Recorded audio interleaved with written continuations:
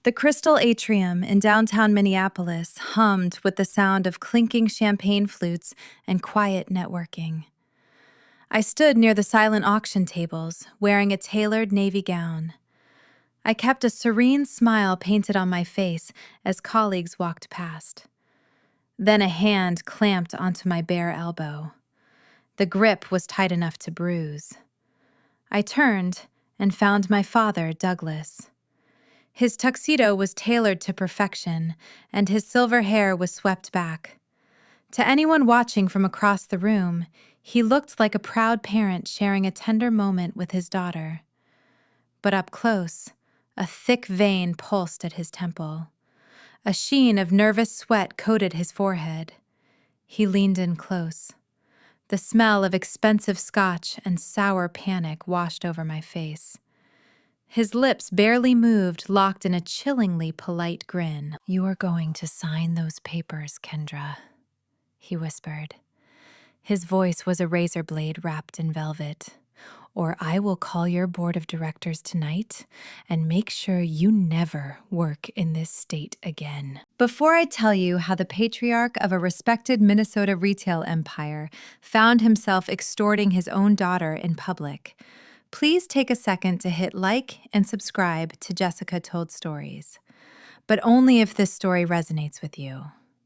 I would also love to know your age and where you are tuning in from today. Drop your answers in the comments below. Now, let me take you back 3 weeks to the dinner where the polite theft of my life began. I was sitting in a leather booth at a high-end seafood restaurant overlooking Loring Park. I took a slow sip of a $20 martini, unaware it was being paid for by my own stolen future. My parents sat across from me. My mother, Valerie, was busy dissecting a pan-seared walleye with surgical precision. Her diamond tennis bracelet caught the ambient light with every movement of her knife. My father swirled a glass of heavy Cabernet. The atmosphere was light and steeped in that signature Minnesota nice. It is a cultural rule here, requiring every brutal reality to be delivered with a warm and neighborly smile. "We have been looking at the finances," my father said casually. He set his wine down and dabbed his forehead with a linen napkin. It was 68 degrees in the dining room, yet moisture kept beading on his skin. "These quarterly supply chain audits are endless. The board is looking at every penny. It takes a toll on a man." I nodded and waited. I assumed this was just another complaint about the retail supply business he ran. Anyway, my mother chimed in. She offered a sweet and closed-mouth smile. "Your father and I have made a decision about the legacy trust. We are liquidating the primary accounts and reallocating the funds." My heart skipped a heavy beat. The legacy trust was established when I was a teenager. For 5 long years, I had built my entire business plan around it. I currently work as a clinical trial coordinator, but my goal was to launch my own independent biomedical research firm. That trust was my seed capital. It was my ticket out of the corporate grind. "Reallocating?" I asked. I kept my tone perfectly level. "To Connor," my father stated. He did not blink. "All of it." The air in my lungs turned to ash. I stared at them, searching their faces for a punchline. There was no joke. They were casually erasing my financial future to hand it to my older brother. "You have to understand, Kendra," my mother said. She reached across the table and patted my hand. Her touch felt like ice. "Connor has a real future to build. He is starting a family. You are so independent. You always land on your feet. He needs this more than you do." A sharp retort burned the back of my throat.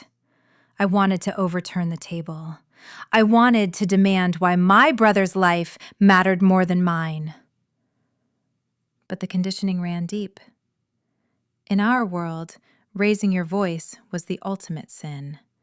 Making a scene meant you were hysterical. I looked down at the condensation pooling at the base of my martini glass.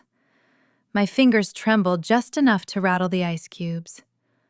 I did what I had been trained to do my entire life.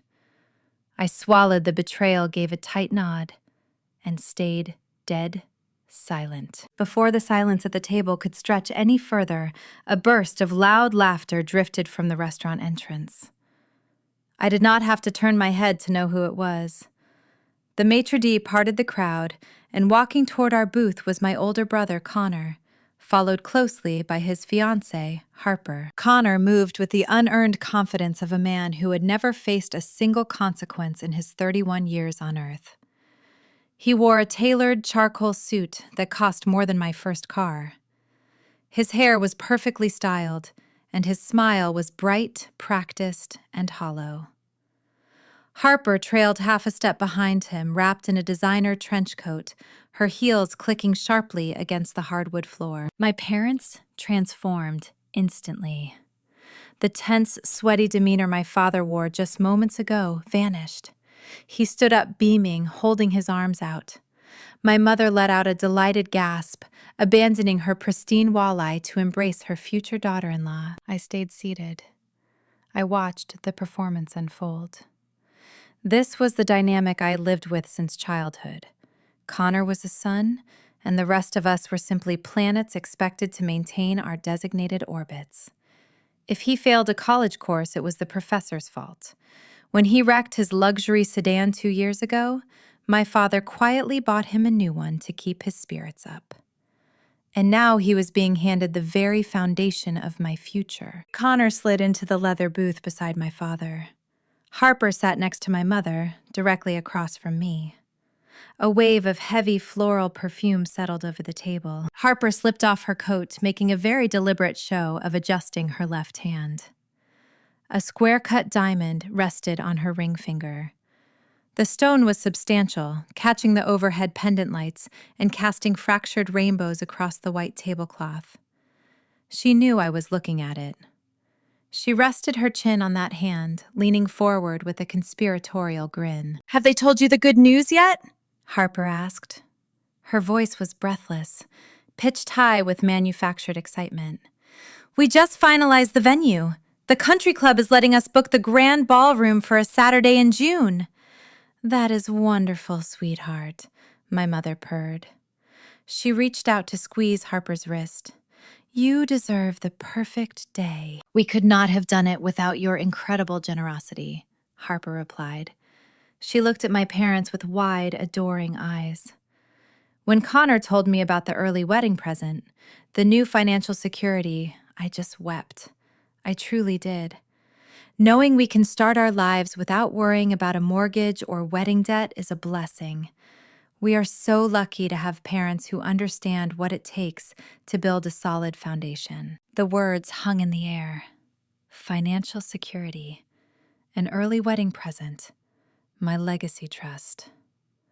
My father flagged down a passing waiter and ordered a bottle of vintage champagne.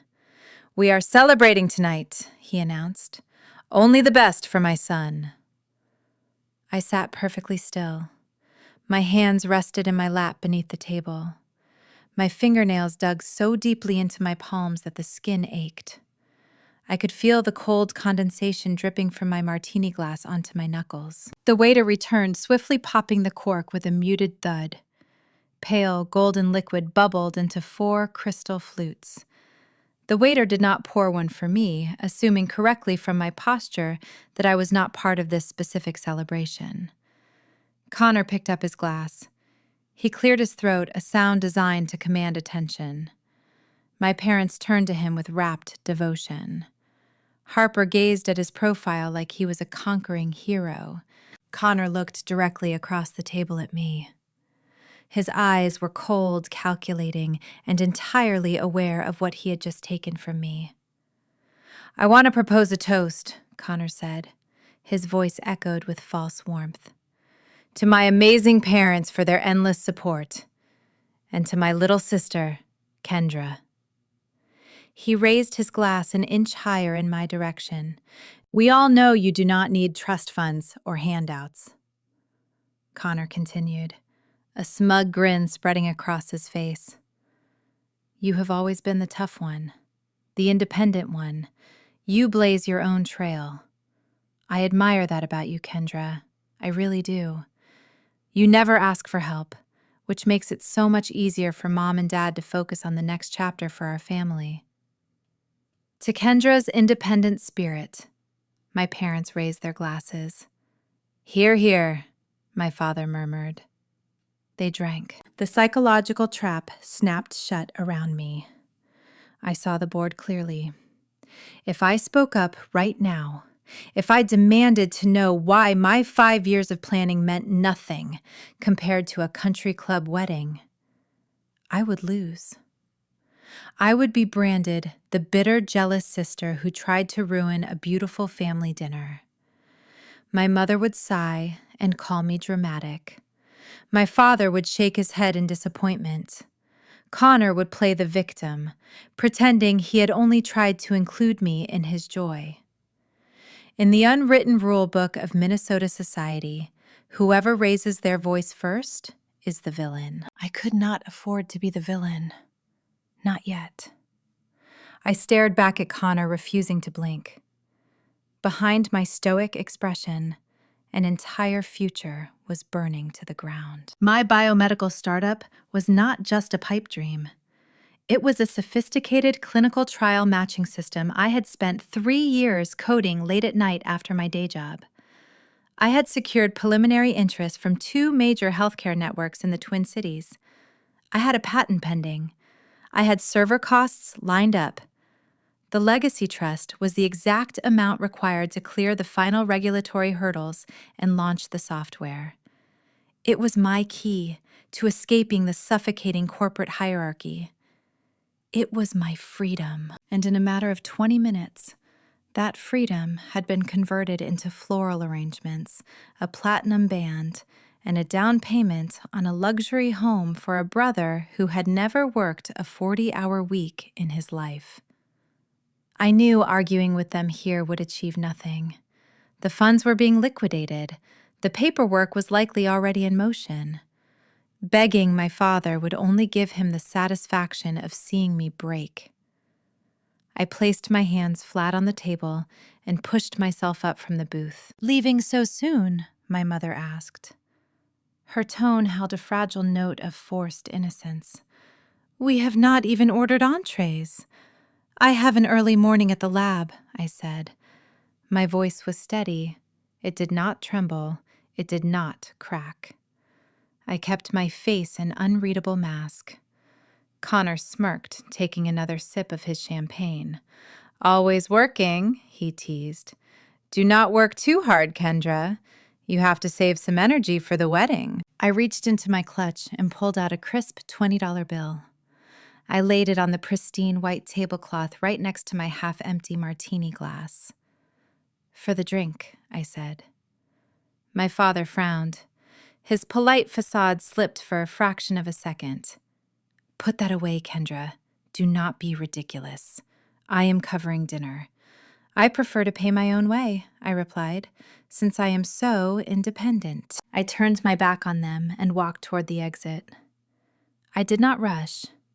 I kept my shoulders back and my chin high, moving past the bustling tables and the soft glow of the dining room. The moment I pushed through the heavy glass doors of the restaurant, the crisp Minneapolis night air hit my face. The cold wind swept off the nearby lakes, biting through the thin fabric of my gown. I stood on the sidewalk for a long moment, watching the headlights of passing cars blur into ribbons of yellow and red. My research project was dead. My savings were barely enough to cover rent, let alone fund a medical technology launch. My family had just looked me in the eye and chosen Connor's vanity over my life's work. I pulled my coat tight around my chest. A profound, hollow silence settled in. But right beneath that silence, a spark of pure, uncut anger began to ignite. I knew I had to fight back. I just needed a weapon they would never see coming. I needed to talk to the one person in the Reed family who understood how to play a rigged game. I pulled out my phone, scrolled through my contacts, and hailed a ride to the assisted living facility across town. It was time to visit Grandpa Abraham. The drive to the assisted living facility took 20 minutes, but it felt like hours. I watched the streetlights of uptown Minneapolis reflect in the puddles on the asphalt. My mind was racing, trying to calculate how many years of savings it would take to replace the seed money my parents had just erased. It was an impossible math problem. My research required capital I simply could not generate on a clinical coordinator salary. Grandpa Abraham lived in a corner suite on the 6th floor of a building pitched as a luxury retirement community.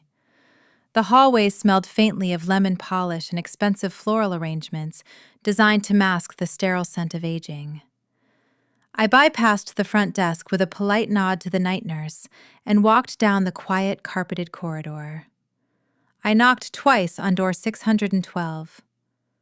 "Come," in a rough voice called out. I pushed the door open. Abraham Reed was 78 years old. His spine had started to curve, and arthritis had turned his knuckles into knotted oak, but his mind remained as sharp as a scalpel. He had built the family retail empire from a single hardware storefront in Duluth, turning it into a regional powerhouse through sheer grit and a terrifyingly high IQ. He sat in a high-backed leather chair by the window, watching the rain streak the glass. A brass reading lamp cast a warm yellow glow across the room. Right next to his chair sat an inlaid mahogany table holding a crystal chess set. The pieces were locked in a complex mid-game formation. I stared at the board, and a memory from 19 years ago rushed back to me. I was 10 years old, sitting across from him in his old study. It was a rainy evening, much like this one. He had spent 3 hours teaching me a specific opening sequence. "You must understand the psychology of your opponent, Kendra," he had told me back then. His voice had been steady and commanding. "We are going to practice the Queen's Gambit. You are going to offer up a valuable piece, a pawn that protects your center line. To a foolish player, it looks like a mistake. It looks like weakness. They will snatch that piece because greedy men only see the immediate prize. They never look at the trap they are stepping into. The moment they take your pawn, they pull their own defenses out of alignment. They expose their king. You let them think they are winning, right up until the second you end the game." I blinked, pulling myself back to the present. I had played the Queen's Gambit tonight at the restaurant. I had let my parents and Connor take my pride. I had walked away without a fight, letting them believe they had outsmarted me. Now it was time to move my remaining pieces across the board. "You are out late," Abraham said. He did not turn away from the window immediately. "You usually reserve your visits for Sunday afternoons." "I need your help," I said. My voice wavered just a fraction, betraying the tight control I had maintained all evening. He finally turned his head, his pale blue eyes locked onto mine.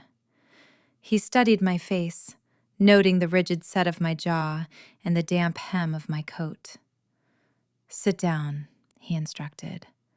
"Tell me exactly what happened." I sat on the edge of the velvet sofa opposite him. I did not cry. Crying was a useless currency in the Reed family. Instead, I gave him a clinical, precise report of the dinner. I detailed the casual announcement of the Legacy Trust liquidation. I quoted my mother and her soft, suffocating rationale about Connor needing to build a future. I described Harper showing off the square-cut diamond and bragging about the country club wedding venue. I laid out every painful detail of the polite theft my parents had orchestrated. Abraham listened in total silence. He did not offer empty sympathy. He did not express shock. He processed the information like a judge listening to a deposition. "They are reallocating your seed capital to pay for a wedding?" he asked softly. "Yes," I answered. Connor proposed a toast to my independent spirit while drinking vintage champagne. My father paid for it all. Abraham leaned back in his leather chair. His eyes narrowed. "Douglas has always been weak," he murmured.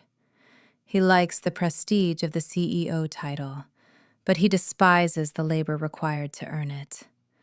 Still, liquidating a locked trust requires a maneuver I did not think he had the nerve to attempt. He was sweating, I added. I remembered the odd detail from the restaurant. The dining room was cold, but my father kept wiping his forehead. He ordered a heavy red wine and complained about quarterly supply chain audits. He said the board was looking at every penny and it was keeping him awake at night. The temperature in the room seemed to drop 10 degrees. Abraham sat forward, his arthritic hands gripping the armrests of his chair. "Repeat that last part," he commanded. I frowned, confused by his sudden intensity. He was complaining about supply chain audits keeping him awake. Abraham did not move for 10 long seconds. The gears in his mind were turning at a frightening speed. When he finally spoke, his voice carried a dangerous, quiet edge. "The legacy trust is firewalled, Kendra. Under the original corporate charter, a sitting CEO can only break that firewall and liquidate those specific funds if the primary corporate holding accounts drop below a certain liquidity threshold." I stared at him, the implications slowly washing over me. "You mean the company is losing money?" "I mean the company is bleeding out," Abraham corrected. "If Douglas is triggering the emergency liquidation clause under the guise of paying for a wedding, it means the main corporate ledger is already empty. There is only one reason supply chain audits would cause a CEO to sweat in a cold room. Your father is not just favoring your brother. He is embezzling money to fund a lifestyle he can no longer afford. He is draining the legacy accounts to cover his tracks before the auditors present their final quarterly report." The sheer scale of the betrayal hit me like a physical blow. They were not just taking my future to spoil Connor. They were stealing my life savings to patch the holes of a sinking ship, all while smiling and telling me I was strong enough to survive it. Abraham reached into the inner pocket of his wool vest. He retrieved a heavy, antique silver fountain pen. It was a beautiful, imposing object. I recognized it immediately. It was the pen he had used to sign the founding charter of his retail business 4 decades ago. He held it between his fingers and began to tap the blunt silver end against the mahogany side table. Tap, tap, tap.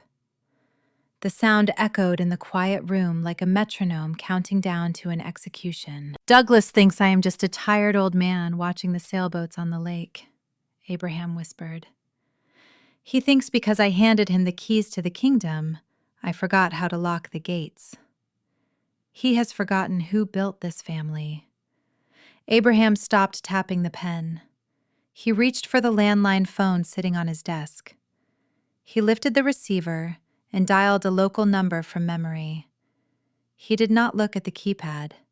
He looked directly at me, his blue eyes burning with cold fire. The phone rang twice on speaker before a deep, gravelly voice answered. "Stanton Law Group, Elliot speaking." Elliot Stanton was the most feared estate and corporate litigation attorney in the Twin Cities. He was a man who specialized in corporate warfare and hostile takeovers. He was also Abraham's oldest friend. "Elliot, it is Abraham." A pause on the line. "Abraham, it is near midnight. What is wrong?" "It is time," Abraham said, his voice ringing with absolute authority. "Douglas has crossed the line. He is attempting to breach the legacy trust to cover a liquidity crisis in the primary accounts." Another pause, longer this time. I heard the sound of a chair squeaking on the other end, followed by the rustle of paper. "I am pulling up the charter now," Elliot replied. "How far do you want to take this?" "All the way," Abraham stated. He gripped the silver fountain pen so tightly his knuckles turned white. "I want you to freeze the retail holding accounts immediately. Block all outgoing transfers over $1,000. I want every line of credit suspended by morning. And Elliot, yes, Abraham, draw up the new trust. We are going to let my son throw his little celebration, and then we are going to burn his castle to the ground." Abraham placed the receiver gently back on its cradle. The click sounded like a lock snapping shut. He looked back down at the chessboard resting on the table. He reached out with a steady hand, picked up his silver knight, and moved it across the board, capturing a black pawn. "Check," he whispered. The storm had officially started, and my parents had no idea they were already standing in the rain. 7 days passed, 168 hours of suffocating silence. I returned to my daily routine at the biomedical firm downtown, stepping back into the sterile hum of the clinical testing laboratories. My job required precision. I spent my days analyzing datasets, isolating anomalies, and ensuring our trial protocols met strict federal guidelines. I was trained to look at complex systems, identify the failing components, and neutralize them without emotion. That week, I applied the exact same scientific method to my own family. The hardest part of executing the Queen's Gambit was the waiting. Grandpa Abraham and Elliot Stanton had initiated the financial freeze late Tuesday night. By Wednesday morning, every corporate credit line attached to the retail holding company was locked. Douglas was operating a hollow empire cut off from the capital he desperately needed to hide his embezzlement. But because the banking notifications were routed through Elliot to the private trust administrators, my father would not feel the walls closing in until he tried to move a large sum of money. Until that moment arrived, I had to play my part. I had to be the defeated, obedient daughter. I had to offer up my pride and let them take it. The first test of my discipline arrived on Thursday afternoon. My phone vibrated against the stainless steel lab counter. The screen illuminated with a message from my mother, Valerie. "Kendra, darling," the text read. "Your father and I are hosting a small gathering at the Minnetonka Lake House this Saturday to celebrate the official signing of the new family trust. Connor and Harper are thrilled. We would love for you to be there to support your brother. Could you be a sweetheart and bake your famous tater tot hot dish? It is Connor's favorite." I stared at the glowing screen. The sheer audacity of the request was breathtaking. They were hosting a party to celebrate the legal theft of my seed capital, and they wanted me to provide the catering.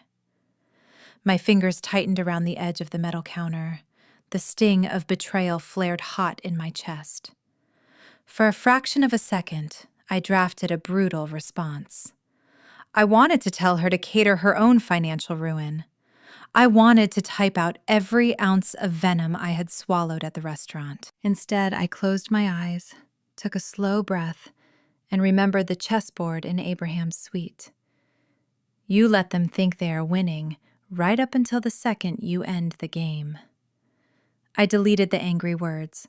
I tapped out a new reply, layering it with the exact brand of toxic sweetness my mother utilized so effortlessly. "Of course, Mom," I typed. "I would be happy to make it. See you Saturday at noon." Within minutes, the response came back, a red heart emoji. My submission sealed their false sense of security. Lulled by my polite compliance, my father allowed his hubris to expand.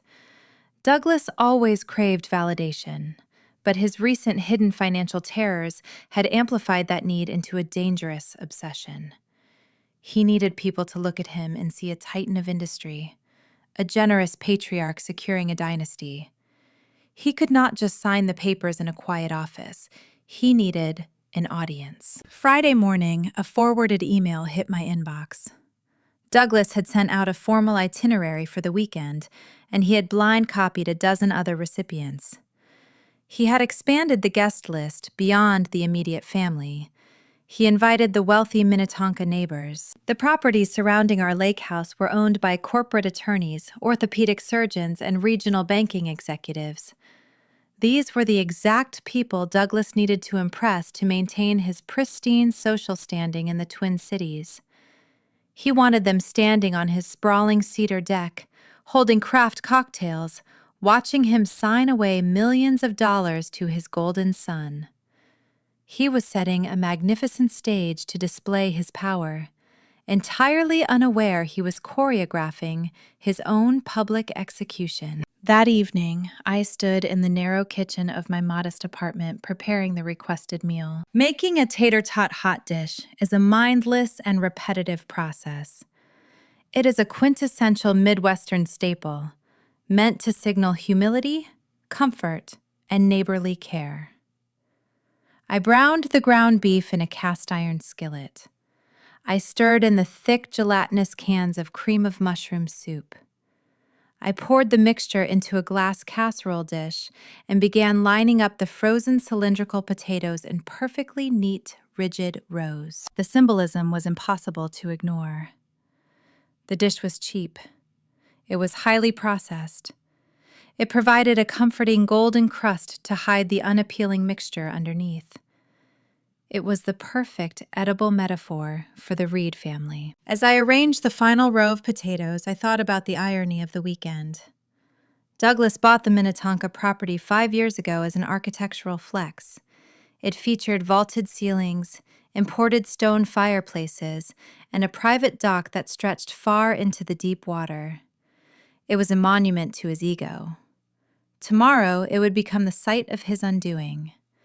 And I would arrive carrying a $15 casserole, playing the role of the loyal peasant bringing tribute to the king. I covered the glass dish in aluminum foil and placed it in the refrigerator. I washed my hands, scrubbing the grease from my skin, feeling a strange, hollow calm settle over my shoulders. The trap was set. The players were moving to their designated marks. All I had to do was show up and watch the facade crumble. Then my phone rang. The caller ID flashed a picture of Harper grinning behind oversized designer sunglasses.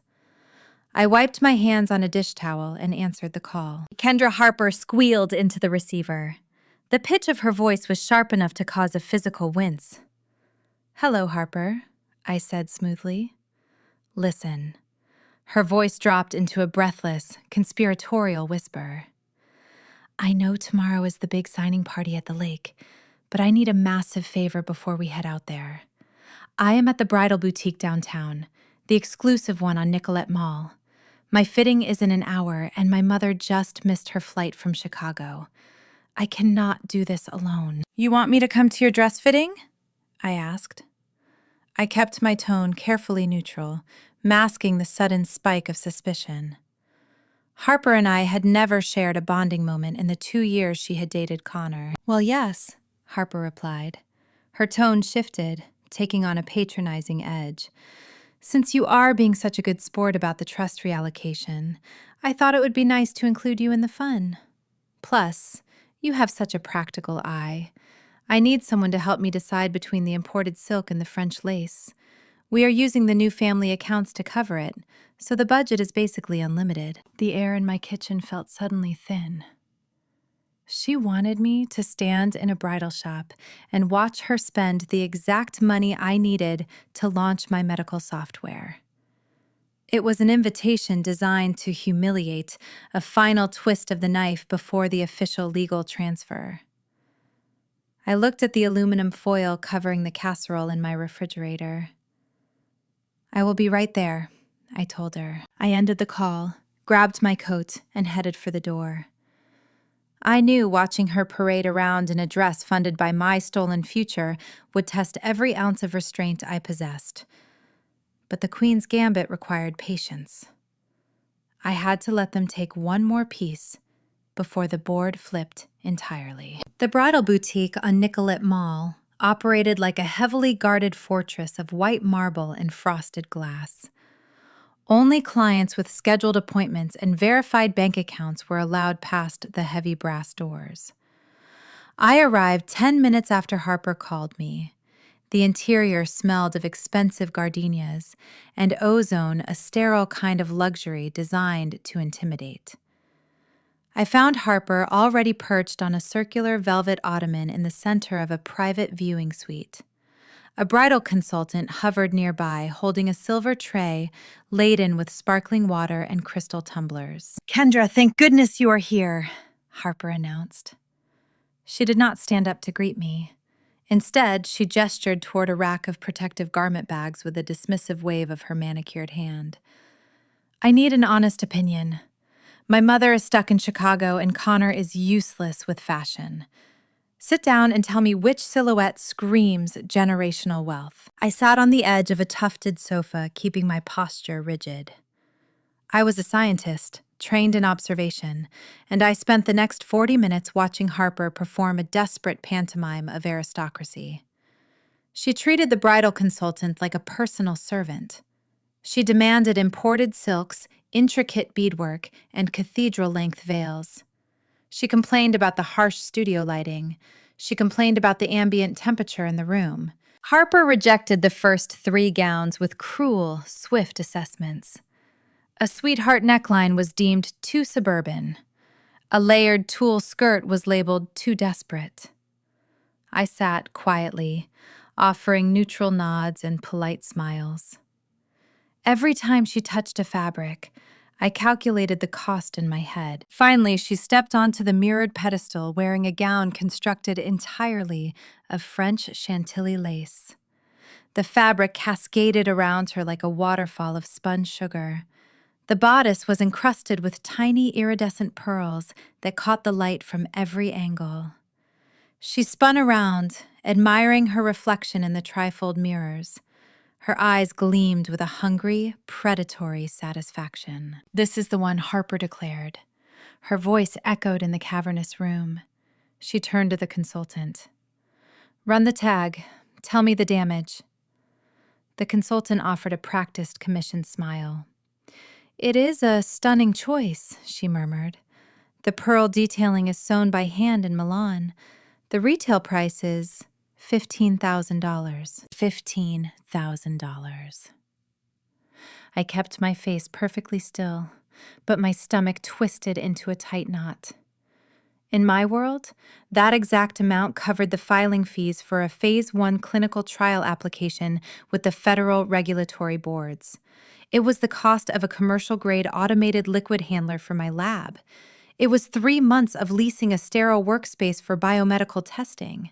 For Harper, it was a single garment she would wear for 6 hours and then shove into a vacuum-sealed preservation box in an attic. She was wearing my independence. She was draping herself in my sacrificed future. Harper did not even blink at the staggering price tag. "Put it on the account," she instructed the consultant with a haughty flick of her wrist. Douglas set up a direct billing line with the new family trust. "The final reallocation paperwork clears tomorrow afternoon at the lake house, but they assured me the credit line is already active for the wedding vendors." The consultant bowed her head respectfully. "Of course, miss. However, our boutique policy requires a personal credit card on file for any incidentals during the fitting process. Things like the rush tailoring fee, the custom silk garment bag, and the celebratory champagne." The consultant gestured toward a bottle of premium vintage chilling in a silver ice bucket near the mirrors. Harper produced a sleek, heavy black credit card from her designer purse. She handed it over with immense pride. "Run it for the incidentals," she commanded. "I want to treat my future sister-in-law to a proper toast." The consultant walked over to a discreet payment terminal nestled behind a floral arrangement. She swiped the heavy black card. The machine beeped a sharp, negative tone. The consultant tried again. Another sharp beep. The consultant returned to the pedestal. She leaned forward, lowering her voice to a discreet whisper. "I am so sorry, miss, but the terminal is declining the transaction. Do you perhaps have another card?" Harper's face drained of color. The deep tan she maintained year-round suddenly looked sallow and artificial. Her jaw tightened, and a flash of genuine panic broke through her polished exterior. She snatched the black card out of the consultant's hand. "There must be a security hold," she snapped, her voice rising in pitch. "My bank is ridiculously overprotective about fraud. Excuse me for a moment." Harper grabbed her phone and marched toward the back corridor, retreating near the employee restrooms to seek privacy. I remained on the velvet sofa, staring at the untouched crystal tumblers on the silver tray.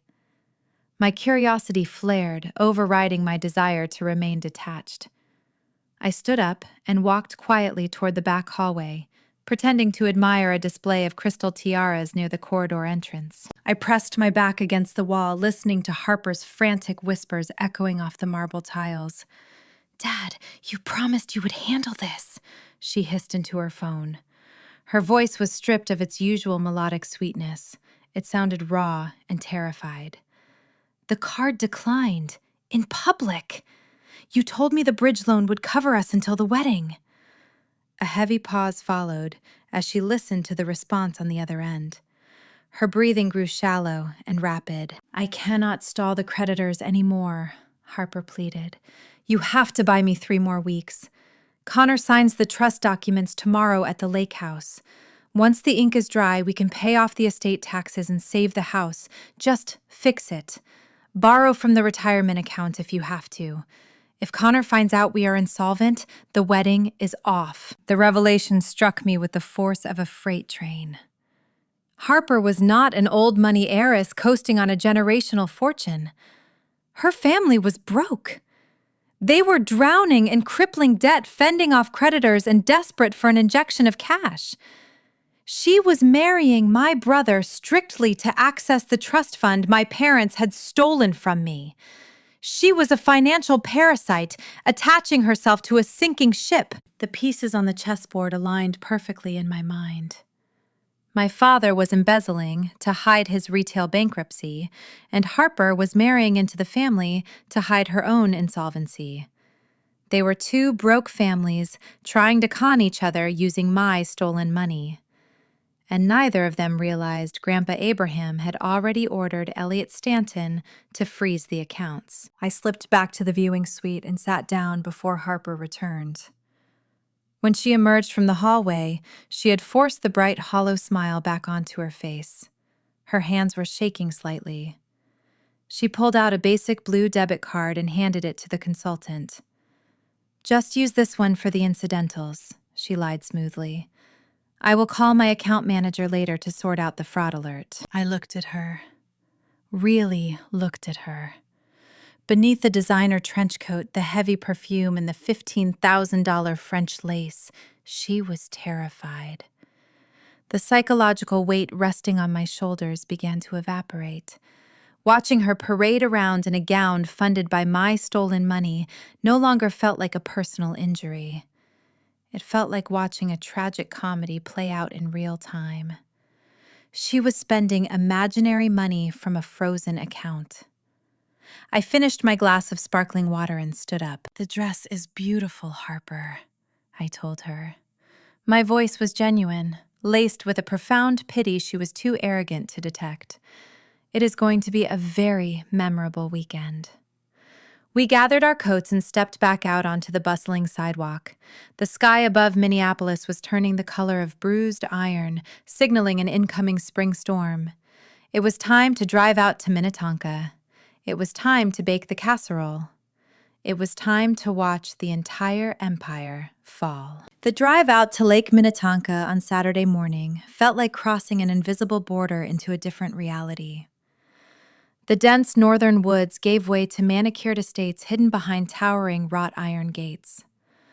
My father had purchased his sprawling lake house 5 years ago, during a period he proudly described to the press as a corporate boom. In truth, it was the exact moment his quiet embezzlement began. The property was a towering structure of glass and cedar perched on a steep bluff overlooking the deep blue water. It featured multiple tiered decks, a private beach, and a covered boat slip. It was designed to intimidate anyone who pulled into the circular driveway, projecting an image of unshakable generational wealth. I parked my sensible sedan between a gleaming silver Porsche and a brand new luxury SUV. I grabbed the glass casserole dish from my passenger seat. The aluminum foil glinted in the late morning sun. Carrying a $15 meal into a multi-million-dollar estate felt absurd, but that was the entire point. I walked through the heavy oak front door without knocking. The interior smelled of expensive cedar, polished fresh lilies, and catered appetizers. I found my mother in the kitchen.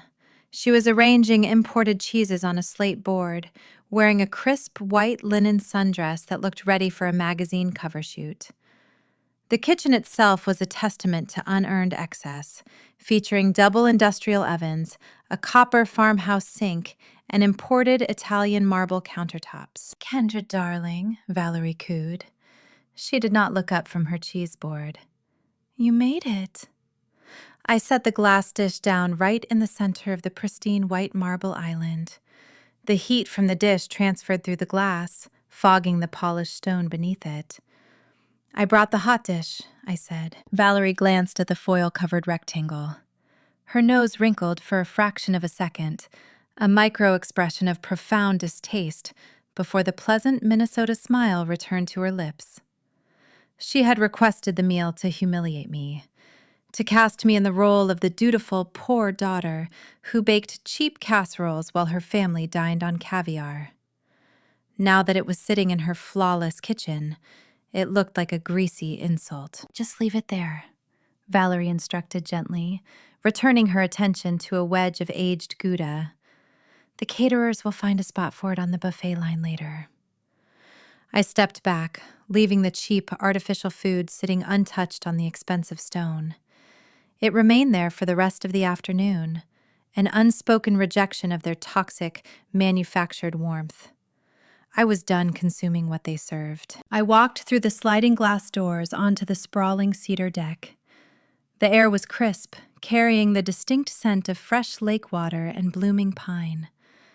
A hired bartender stood in the corner mixing craft cocktails for a crowd of about 20 people. Douglas had invited the most influential neighbors on the bluff.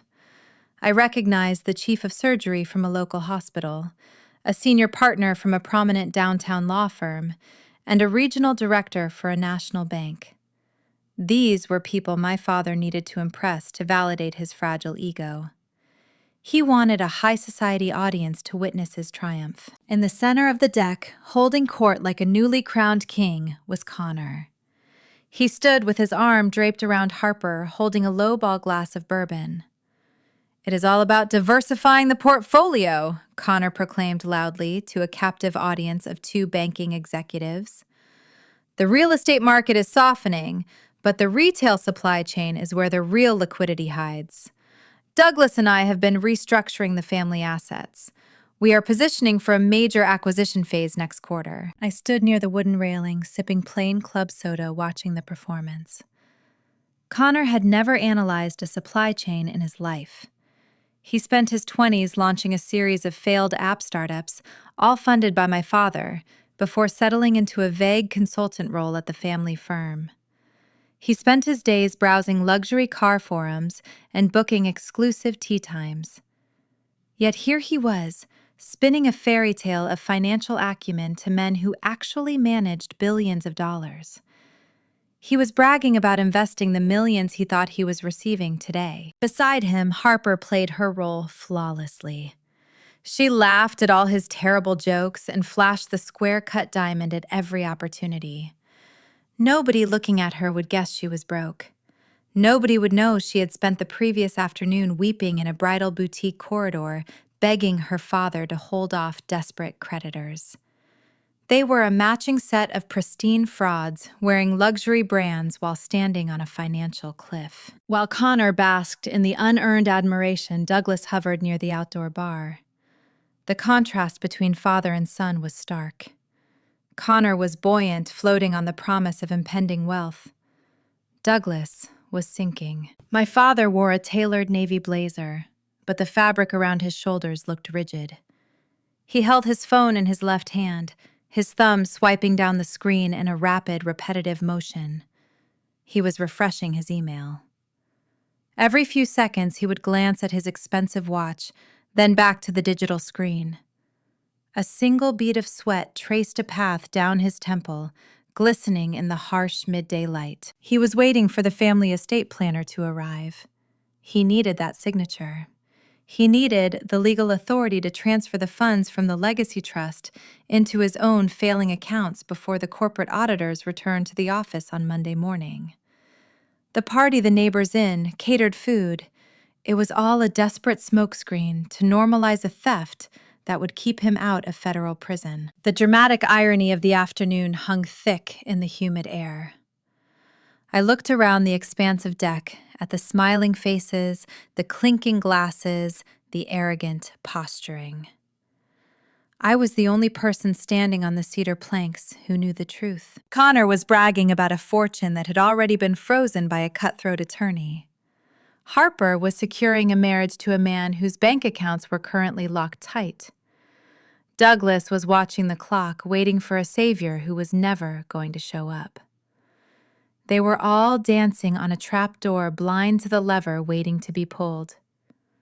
I checked my own watch. It was 12:15. Douglas paced to the edge of the deck, looking down the long, winding driveway. "Where is he?" my father muttered under his breath, just loud enough for me to hear over the string quartet playing softly from the outdoor speakers. "The planner promised he would be here by noon with the final draft." "Patience, Dad," Connor called out from across the deck, raising his bourbon glass toward the sky. "Good things come to those who wait." Harper giggled, leaning her head against Connor's shoulder in a display of practiced affection. "We are just so excited to finalize everything," she announced to the wealthy neighbors. "It is the start of a beautiful new chapter for our family." I took another sip of my club soda. The ice cubes clinked softly against the glass. Then the sound drifted up from the base of the bluff. It was the distinct rhythmic crunch of heavy tires rolling over expensive crushed gravel. The idle chatter on the deck began to fade. The neighbors turned their heads toward the sound of the approaching vehicle. Douglas let out a loud, theatrical sigh of relief. He plastered the Minnesota Nice smile back onto his sweating face and smoothed the lapels of his blazer, adjusting his posture to look regal. "Ah," Douglas announced, projecting his voice so the entire crowd could hear. "It sounds like our guest of honor has arrived. Everyone, please grab a fresh drink. We have some wonderful family milestones to formalize today." Connor puffed out his chest. Harper adjusted her designer trench coat, preparing to look like an heiress. Valerie emerged from the kitchen, wiping her hands on a pristine linen towel, joining Douglas at the top of the wooden stairs that led down to the driveway. They expected to see the familiar silver sedan of their pliable, obedient estate planner. They expected a quiet man, carrying a thin leather folder ready to rubber stamp the theft of my future. Instead, a long black town car glided into view. Its tinted windows reflected the midday sun, making it impossible to see inside. The heavy vehicle came to a smooth, silent stop at the base of the cedar stairs. The smile on my father's face faltered, his brow furrowed in deep confusion. "That is not his car," Douglas whispered to Valerie. The driver stepped out first. He wore a crisp, dark suit and a professional scowl. He walked around to the rear passenger side and pulled the heavy door open. The atmosphere on the deck shifted instantly. The smug, celebratory warmth evaporated, replaced by a cold, sharp tension. The trapdoor was opening, and I was standing safely on solid ground, ready to watch them fall. The driver of the black town car stepped back, holding the heavy rear door open. A polished leather wingtip touched the pristine crushed gravel of the driveway. Then Elliot Stanton emerged into the bright afternoon sun. He wore a sharply tailored charcoal suit that seemed to absorb the light around him. Elliot was not a man who attended weekend lake house parties. He was a corporate litigator, renowned throughout the Twin Cities for orchestrating hostile takeovers and dismantling fraudulent companies. He moved with the predatory grace of a shark navigating a shallow reef. Instead of looking up at the sprawling cedar deck, Elliot turned his attention to the trunk of the vehicle. The driver popped the lid, and together they retrieved a foldable aluminum wheelchair. They snapped it into place with a sharp metallic clack that echoed across the quiet bluff. Douglas leaned over the wooden railing, his face draining of color. The deep, forced tan he maintained seemed to turn the shade of wet ash. His fingers gripped the cedar banister so tightly, his knuckles turned stark white. He recognized Elliot immediately. The presence of the most feared estate attorney in Minnesota meant his carefully constructed narrative was unraveling in real time. Elliot reached into the dark interior of the town car and offered his arm. A frail, shaking hand grasped the lawyer's sleeve. Slowly, Grandpa Abraham pulled himself out of the plush leather seat and lowered his fragile frame into the wheelchair. He wore a thick wool cardigan despite the warm spring weather, a plaid blanket draped across his knees. He looked frail, ancient, and physically diminished. But when he tilted his head to look up at the deck, his pale blue eyes burned with a cold, unyielding fire. The string quartet playing in the corner of the deck stumbled. The cellist missed a note, dragging his bow with a harsh scrape, before the entire ensemble faded into an awkward, unstructured silence.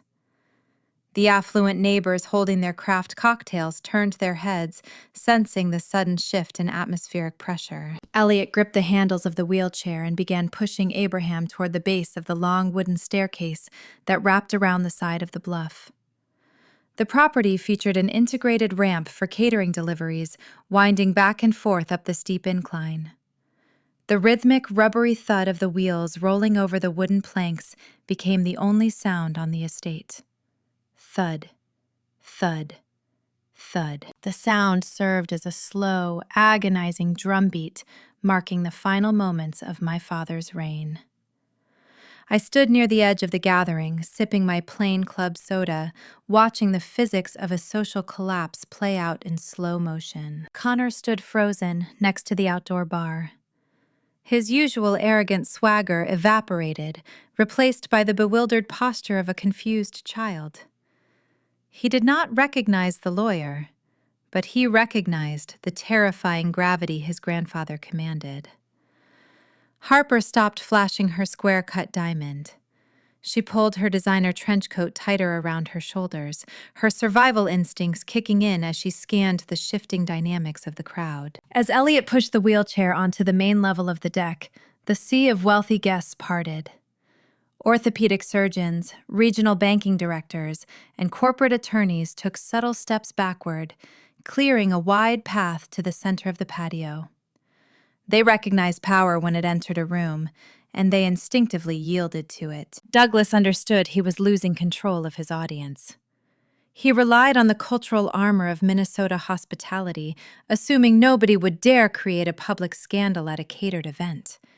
He forced his facial muscles into a grotesque, strained caricature of a welcoming smile. He flagged down the hired bartender with a frantic wave of his hand, grabbing a crystal highball glass filled with expensive scotch over a single cube of ice. Douglas intercepted the wheelchair right in the center of the deck. "Abraham, what an unexpected surprise!" My father projected his voice, aiming for a tone of jovial warmth that cracked under the strain. "And Elliot, you really should have called ahead. We would have set another place at the table. Here, let me get you a drink. You must be parched from the drive." Douglas thrust the sweating glass of scotch toward the attorney. He took a half step forward, invading Elliot's personal space.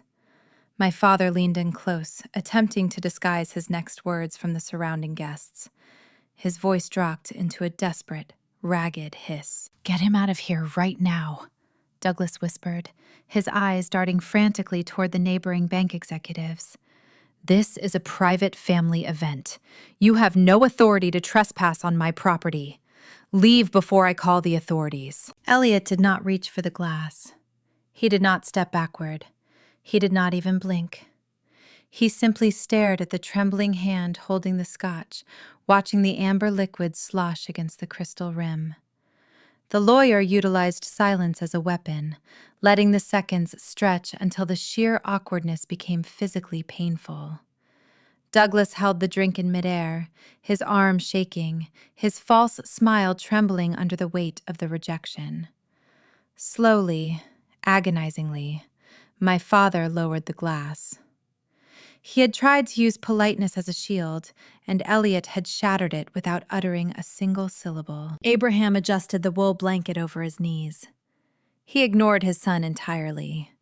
He turned his attention to the crowd of elite neighbors surrounding them. "Good afternoon," Abraham spoke. His voice was gravelly and thin, worn down by decades of use. Yet it carried the undeniable authority of a judge rendering a final verdict. "I apologize for interrupting your weekend leisure. I know many of you by reputation. You are doctors, legal scholars, and financial stewards. You understand the value of a hard-earned reputation." The crowd remained dead silent. The regional bank director nodded slowly, captivated by the elderly patriarch. 40 years ago, Abraham continued, his eyes sweeping across the affluent audience. "I built a retail supply business from a single, drafty hardware storefront in Duluth. I built it with calloused hands, honest ledgers, and a fundamental respect for my employees. When my health began to fail, I handed the keys of that kingdom to my son. I hoped he would cultivate a legacy. I expected him to steward the family name." Abraham paused, taking a slow, labored breath. He turned his head, fixing his icy gaze directly on Douglas. "Instead, I got a parasite." A collective, muffled gasp rippled through the gathered guests. The polite veneer of the afternoon shattered irreparably. Douglas opened his mouth to object, but his throat seized.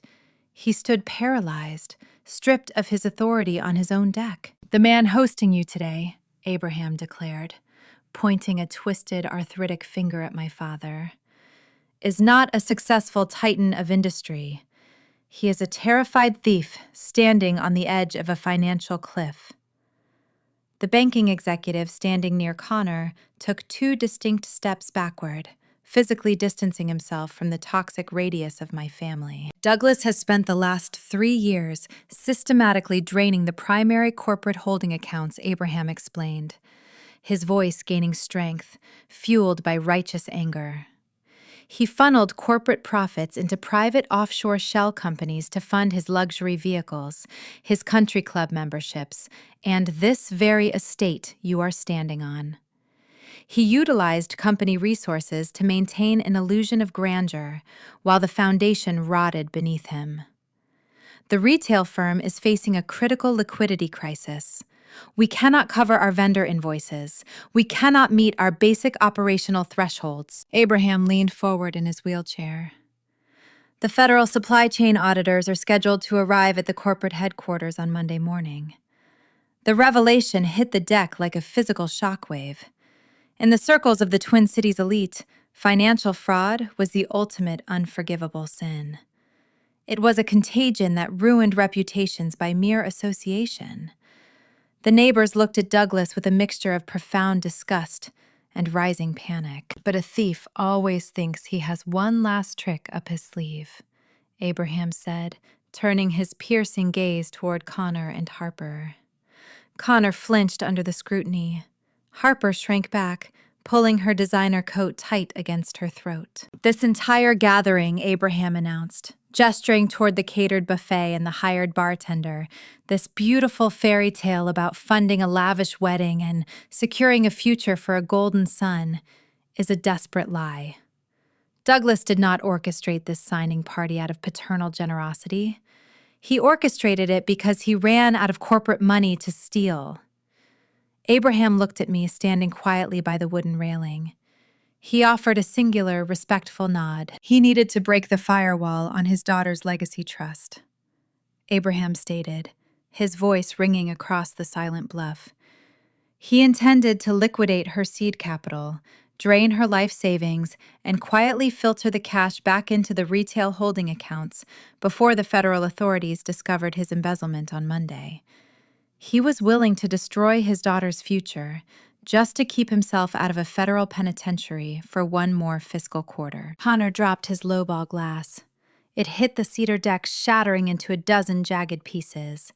The splash of bourbon stained the expensive wood.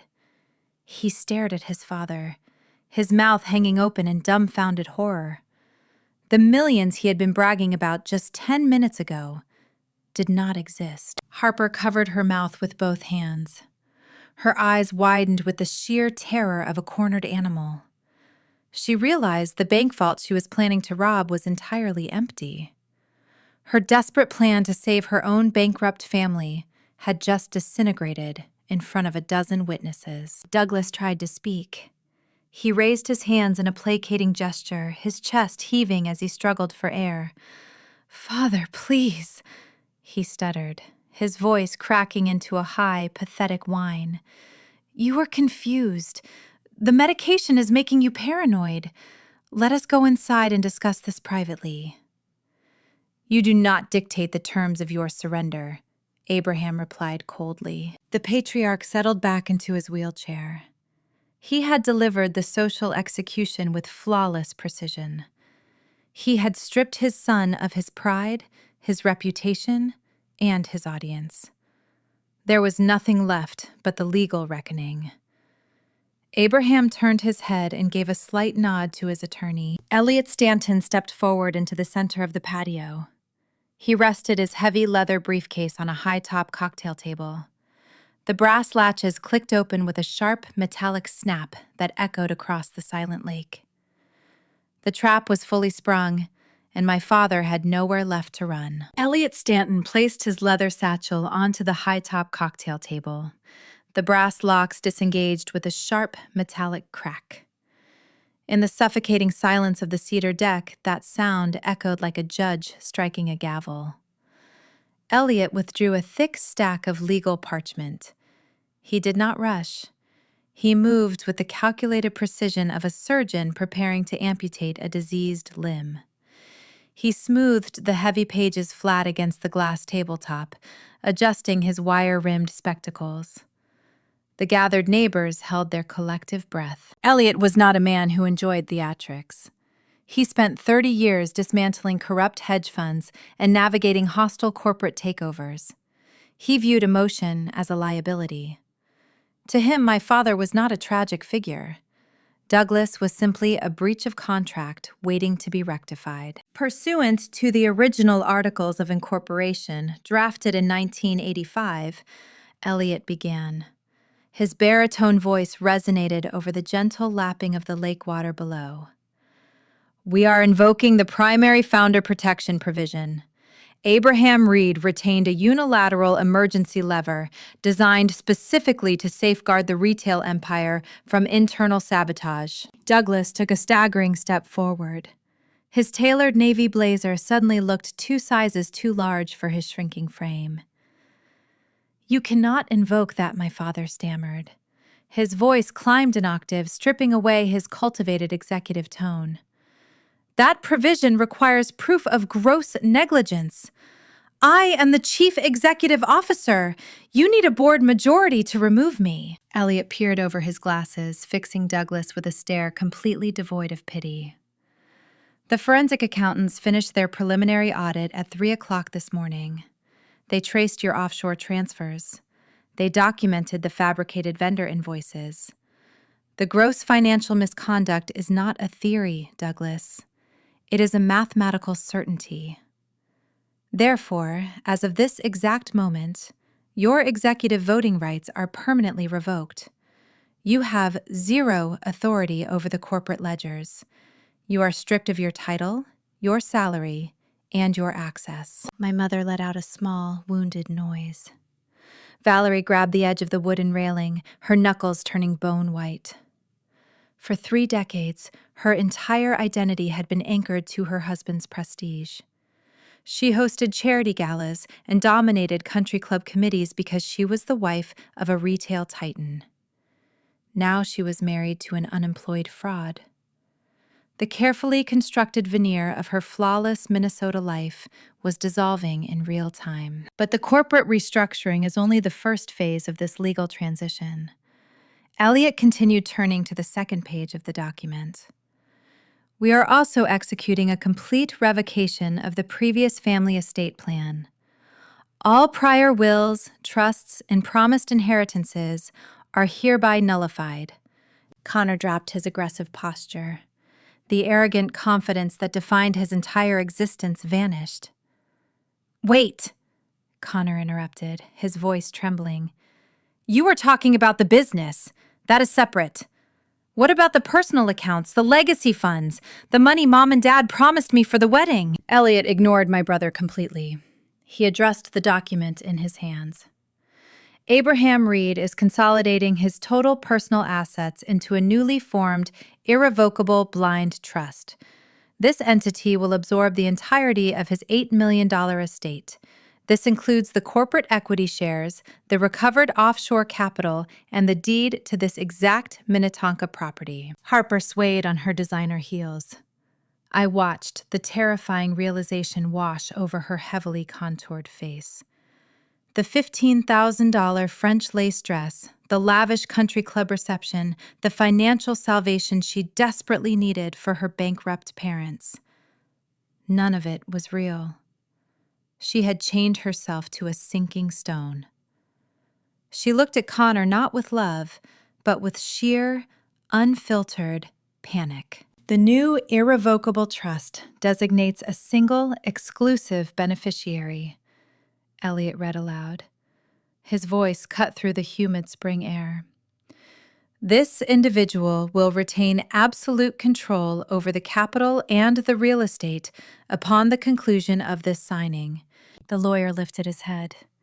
He bypassed my father, my mother, and my brother. His sharp gaze landed directly on me.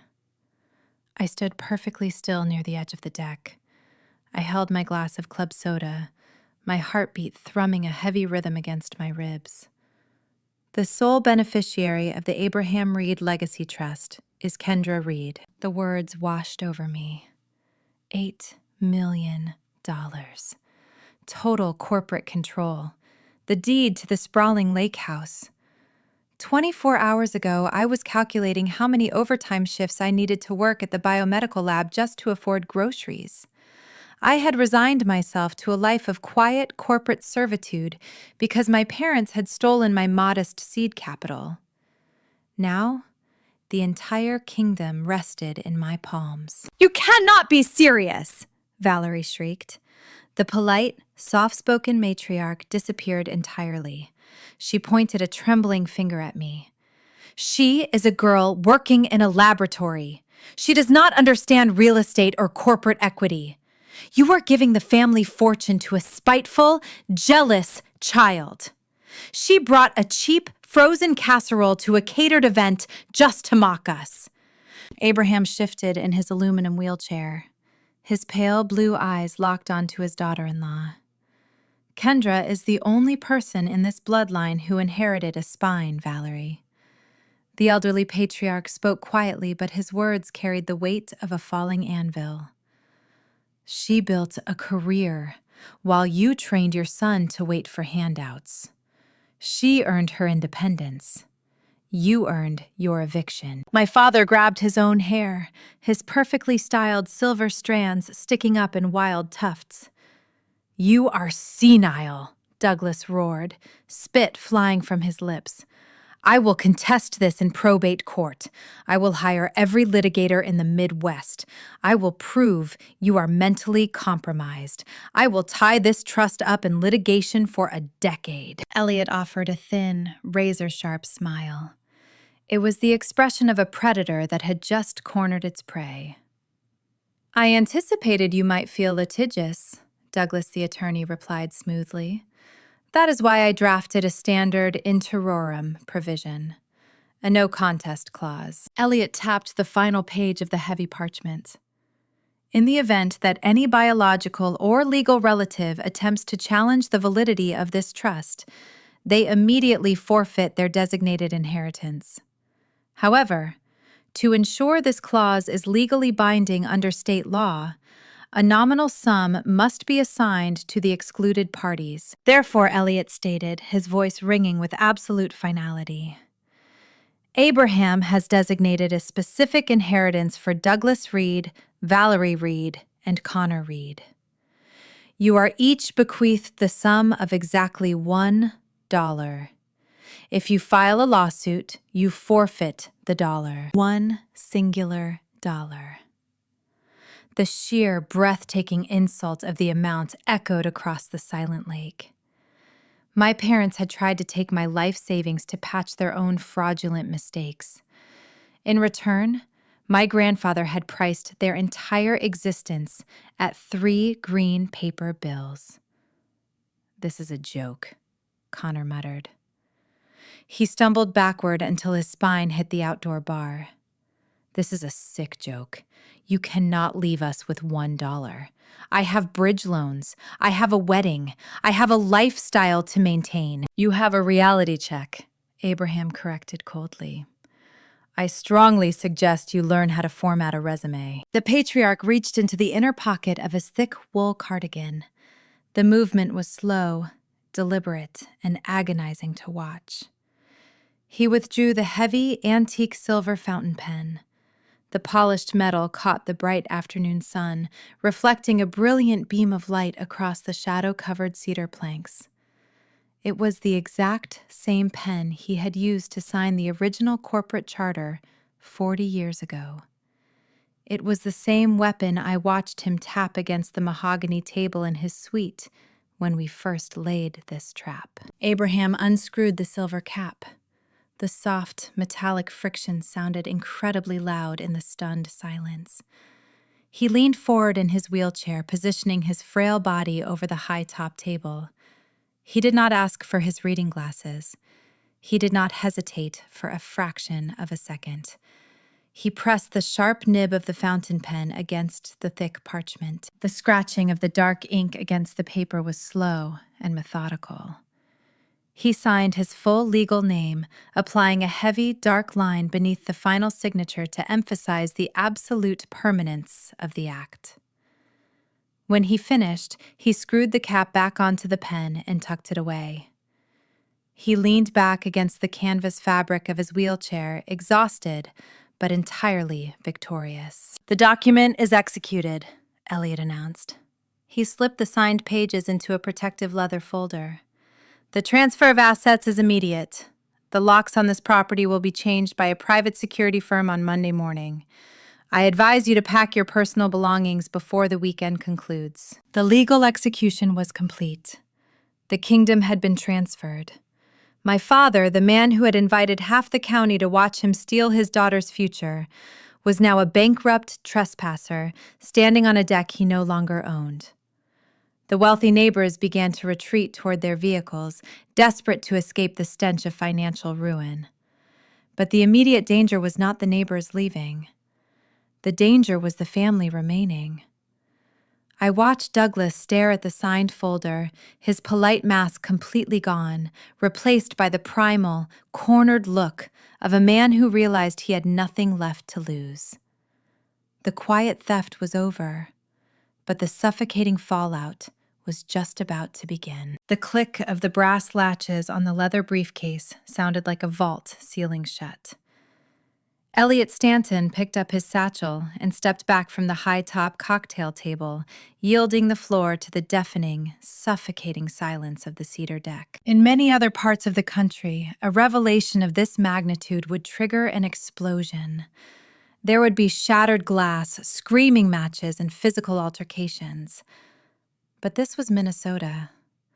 We were bound by the cultural straitjacket of regional politeness. Here, conflicts were not fought with loud voices.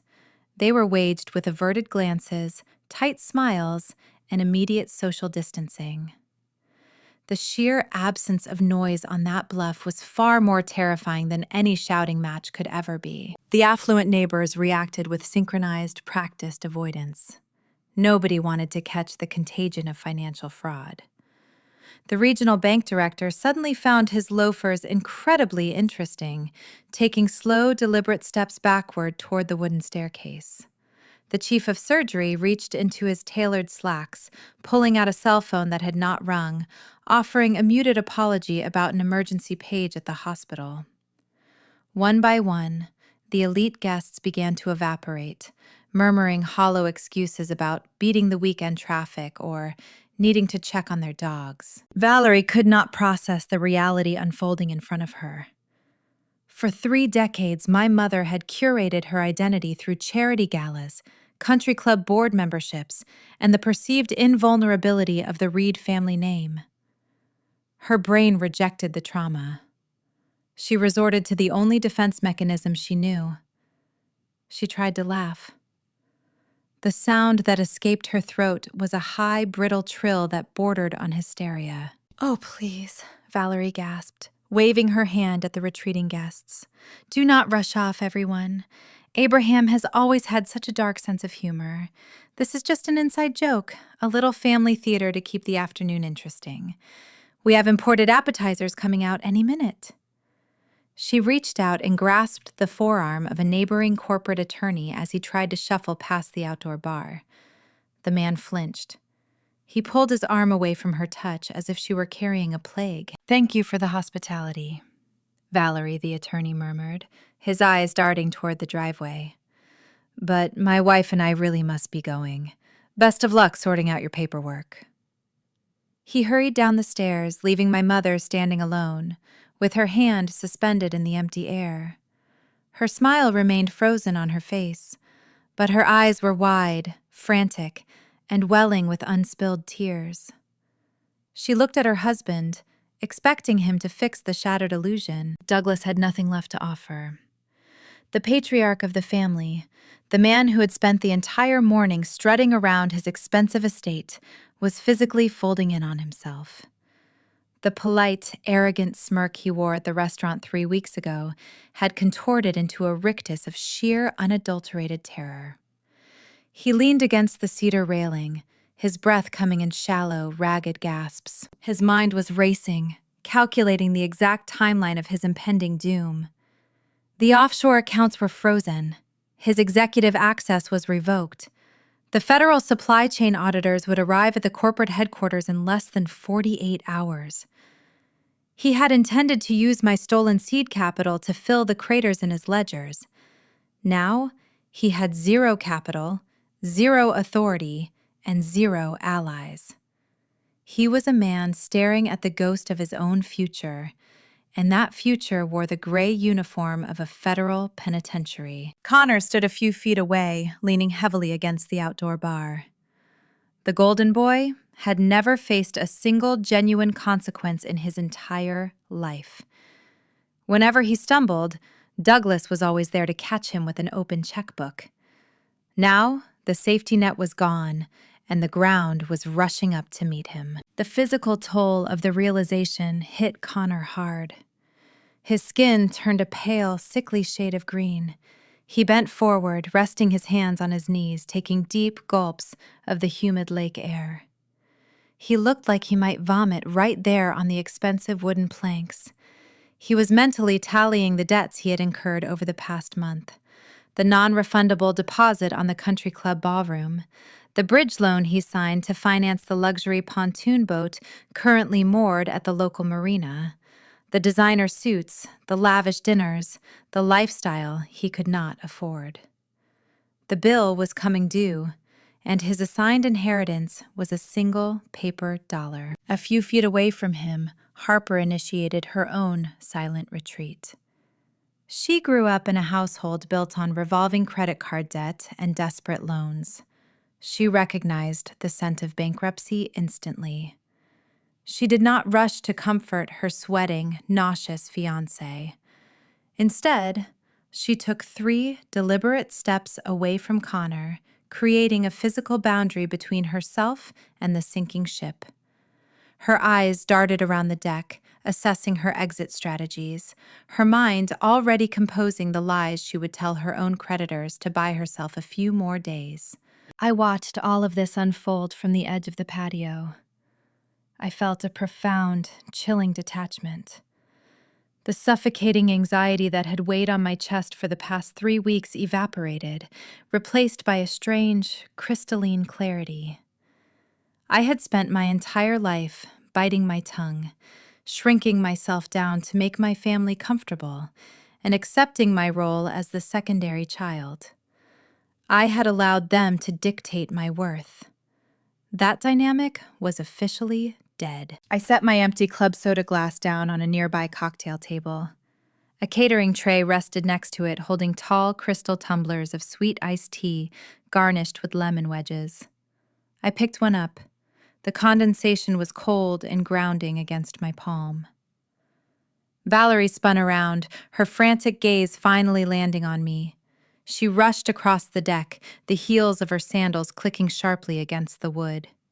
She stopped inches from my face, her pristine linen sundress trembling. Kendra, Valerie hissed, dropping the volume of her voice to an urgent, panicked whisper. You have to stop this. Tell Elliot you refuse the trust. Tell Abraham you do not want the money. You cannot let them do this to your father. You cannot let them ruin your brother's wedding. Fix this right now. She was demanding my submission. Even now, stripped of her wealth and standing on property she no longer owned, she expected me to fall back into line. She expected the quiet, obedient daughter to sacrifice herself to save the family image. I looked at her. I saw the deep lines of entitlement etched around her mouth. I saw the desperate, hollow vanity in her eyes. I felt no pity. I felt no rage.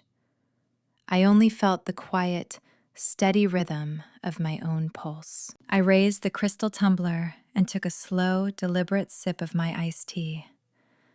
The sweet, cold liquid washed down my throat. I lowered the glass and offered my mother a perfectly pleasant, polite Minnesota smile. You said I was independent, Mom, I replied, my voice steady and clear. Now I am. Valerie recoiled as if I had struck her across the face. She opened her mouth, but no sound came out. I turned my back on her and walked away. I moved across the cedar deck, passing my terrified father and my nauseous brother. I stepped through the sliding glass doors and entered the sprawling lake house. The air conditioning washed over me, cool and silent.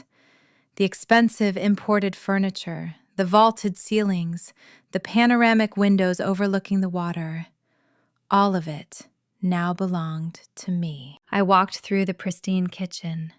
The cheap foil-covered tater-tot hot dish was still sitting exactly where I left it on the marble island, a greasy monument to their arrogance. I did not pause to pick it up. I pushed through the heavy oak front door and stepped out into the driveway. The black town car was already waiting at the base of the bluff. Elliot Stanton stood by the open door, watching me approach. Grandpa Abraham was settled safely inside the plush interior. I offered the attorney a singular nod of profound gratitude, climbed into my sensible sedan, and started the engine. As I drove down the winding gravel driveway, leaving the estate behind, I glanced in the rearview mirror. The bluff looked peaceful from a distance, hiding the total devastation occurring on the deck. I had secured my seed capital. I had reclaimed my future. But as the adrenaline began to fade, a cold realization settled into my bones. Douglas Reed was a cornered animal, facing the destruction of his freedom and his legacy. A man staring at a federal prison sentence would not just quietly pack his bags and surrender. He was going to retaliate. And I knew exactly what target he would aim for to force my hand.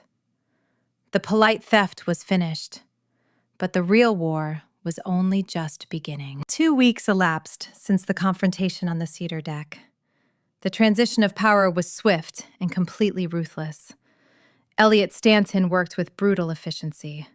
The Minnetonka Lake House was legally secured under my name. The locks were changed by a private security firm on a Monday morning. My parents were forced to vacate the premises with only their personal clothing and whatever dignity they could salvage. They retreated to a leased condominium downtown. I suddenly possessed an $8 million estate, but I did not move into the sprawling property immediately. I needed time to cleanse the space of their toxic history. It was a Tuesday afternoon when the first major domino fell for my older brother. I had driven out to the lake house to meet with a property management company. We were discussing landscaping adjustments and security upgrades. After the meeting concluded, I decided to take a quiet walk down the wooden stairs toward the private beach. The path offered a clear view of the neighboring luxury marina. That is when I witnessed the recovery crew arrive. Connor had financed a top-of-the-line luxury pontoon boat just 1 month prior. The vessel featured plush leather seating, a premium sound system, and a wet bar. He had utilized the promise of the incoming legacy trust as collateral for a massive bridge loan.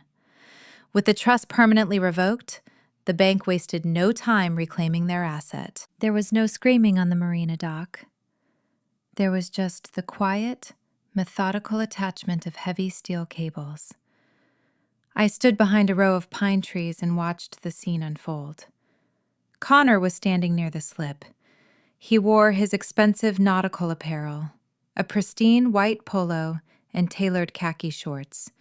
He looked completely out of place next to the gruff, unsmiling recovery agents. I could not hear his exact words over the sound of the idling diesel truck, but his body language told the entire pathetic story. Connor was begging. He waved his hands frantically. He pointed toward the lake house. He patted his pockets as if searching for a hidden checkbook. The recovery agents ignored him entirely. They possessed the cold indifference of men who dealt with bankrupt frauds every single day. They hoisted the massive boat out of the water using a heavy industrial winch. They secured the hull to a flatbed trailer with thick yellow straps. Connor stood frozen on the wooden dock as the truck shifted into gear. He watched his unearned status symbol drive away down the winding county road. His shoulders slumped forward. The arrogant swagger he carried his entire life evaporated into the humid spring air. He looked incredibly small. He was a boy stripped of his armor, finally exposed to the harsh elements of reality. I turned around and walked back up the stairs. I felt a fleeting spark of pity, but I extinguished it immediately. My brother was simply harvesting the bitter crop he had planted. However, the loss of the watercraft was merely a prelude to the true devastation waiting for him. That evening, I sat at the small dining table in my apartment. I was reviewing the preliminary architectural blueprints for my new biomedical research laboratory. The legacy capital allowed me to bypass the slow venture funding process entirely. I was finalizing the commercial lease agreements when my phone buzzed against the table surface. It was an incoming message from an unknown number. The screen illuminated, displaying a forwarded image file. A second later, a text message arrived from the same unknown sender. It was Harper. She did not reach out to apologize for the cruelty she displayed at the bridal boutique. She reached out because she wanted to ensure the collateral damage was clearly understood. She possessed a twisted sense of pride and wanted me to know she was not a victim in this collapse. The image she sent was a captured screenshot of the final communication she had delivered to my brother. It contained exactly 2 sentences. I cannot marry a bankrupt fraud. Do not ever contact me again. Below the image, Harper typed a brief message directed at me. She said I played a brilliant game of chess. She admitted she was cutting her losses and leaving the state. I stared at the harsh words glowing on my digital screen. The psychological puzzle pieces from the bridal boutique finally snapped together, forming a complete and pathetic picture. Harper was never the wealthy heiress she pretended to be. Her own parents were drowning in crippling financial liabilities. They were dodging aggressive creditors and facing total economic ruin. Harper viewed Connor as a golden parachute. She endured his arrogant stories and his terrible jokes solely because she believed he was about to inherit millions of dollars. She was perfectly willing to trade her freedom for my stolen seed capital. The moment the trust reallocation was reversed, by Grandpa Abraham Connor's net worth plummeted to $1. He became entirely useless to her. Harper possessed the ruthless survival instincts of a cornered predator. She did not hesitate. She did not offer a tearful goodbye. She did not try to work through the hardship. She simply canceled the country club venue, packed her designer luggage, and vanished from the Twin Cities entirely. 30 minutes after receiving Harper's message, my phone rang. The caller identification displayed my brother's name. I let the call drop to voicemail. I waited a few moments before pressing the play icon to listen to the audio recording. Connor's voice filled my quiet apartment. He was sobbing. It was a raw, wet, unrestrained sound that made my skin crawl. He sounded completely unhinged. He begged me to answer the phone. He pleaded with me to release just a fraction of the trust funds. He claimed Harper had left him because of a temporary cash flow issue. He delusionally believed that if he could just show her a cleared bank deposit, she would come back and the wedding would proceed as planned. He rambled incoherently about how embarrassing it was to walk into the marina and see his property towed away. He asked me how I could be so cruel to my own blood. He demanded I fix the situation because I was his sister and family was supposed to help each other. The sheer hypocrisy of his words echoed in the small room. He wanted family loyalty now that he was destitute, but he felt zero loyalty when he was toasting to my stolen future over a glass of vintage champagne. I deleted the audio file without responding. Connor was left standing in the rubble of his own entitlement. The golden boy had lost his beautiful bride, his luxury boat, his non-existent fortune, and his absolute immunity from the real world. For 31 years, my parents had shielded him from the consequences of his bad decisions. They had constructed a flawless bubble of privilege around him. Now that bubble was popped, and he lacked the basic coping mechanisms required to survive the aftermath. For a few days following the marina incident, I allowed myself to enjoy the profound silence. I finalized the lease on a commercial lab space in a thriving industrial park. I began ordering the specialized testing equipment I needed to launch my medical software. I felt an incredible sense of forward momentum. I thought the worst was behind me. I assumed my family would retreat into their shame, lick their wounds, and leave me alone. But I severely underestimated the sheer desperation of a man facing a federal indictment. My father was rapidly running out of time. The corporate auditors were finalizing their internal investigation at the retail headquarters.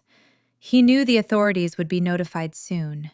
He needed massive amounts of liquid capital to hire elite criminal defense attorneys and negotiate a settlement. He realized he could not intimidate Grandpa Abraham or Elliot Stanton.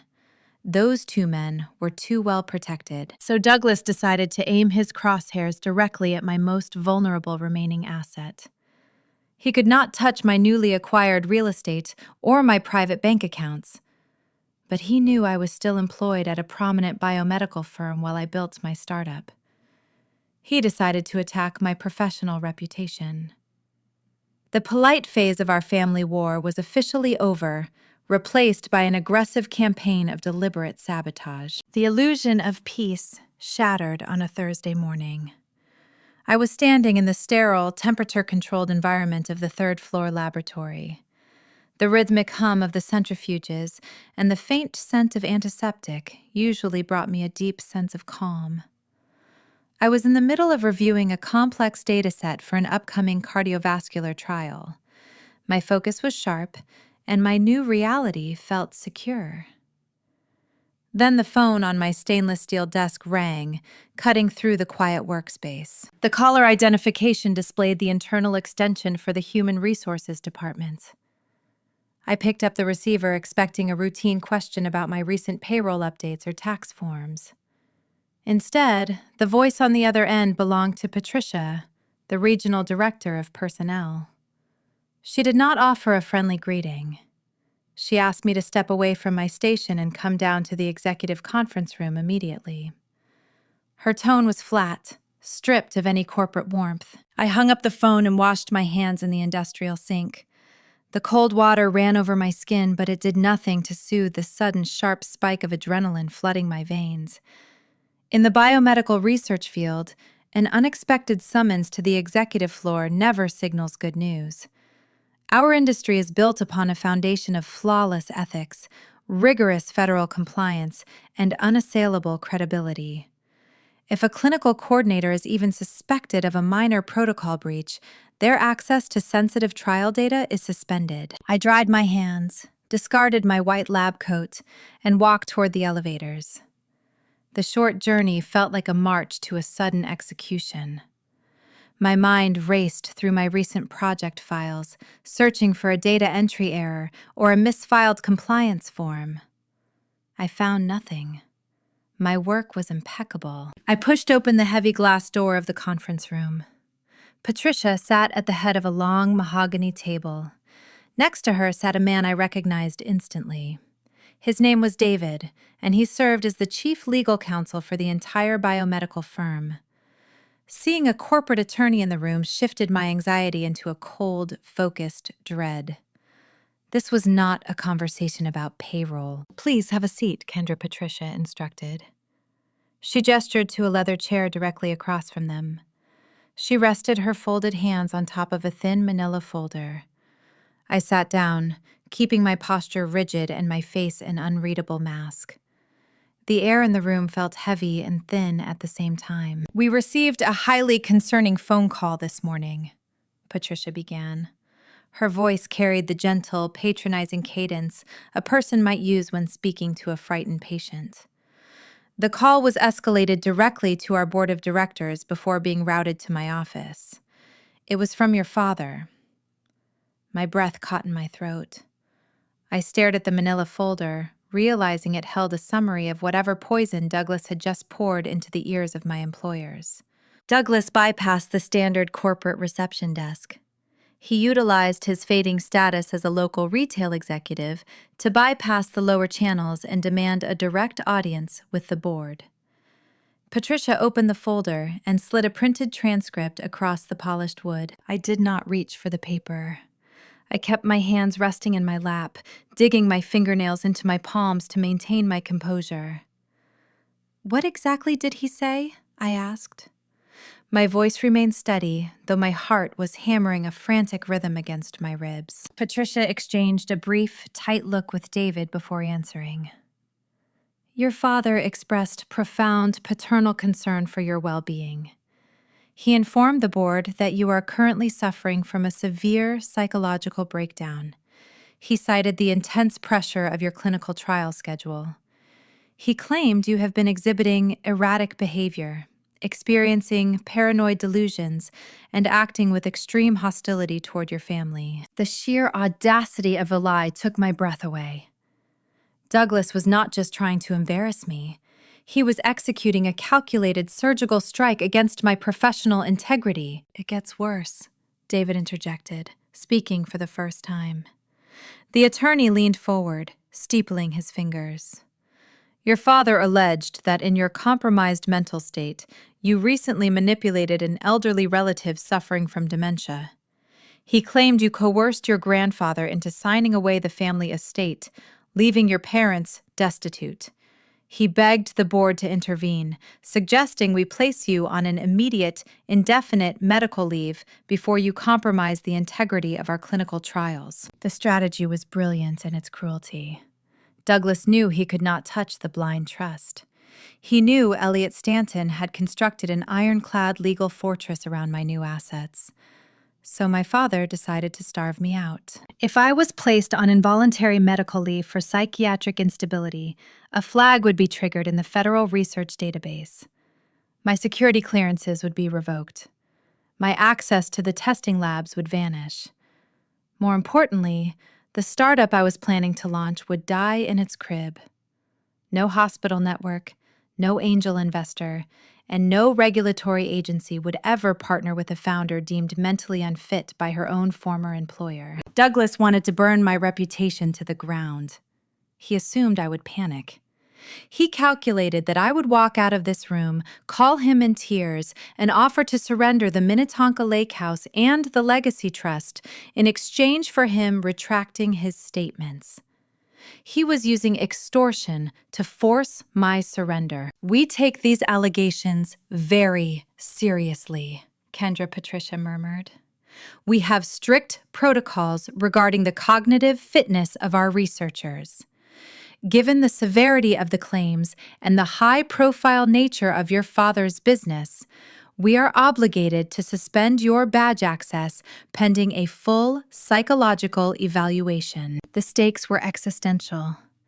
If I accepted the suspension, even temporarily, the rumor would spread through the tight-knit Minneapolis medical community. The stain on my character would become permanent. I looked at Patricia, then turned my gaze to David. I did not cry.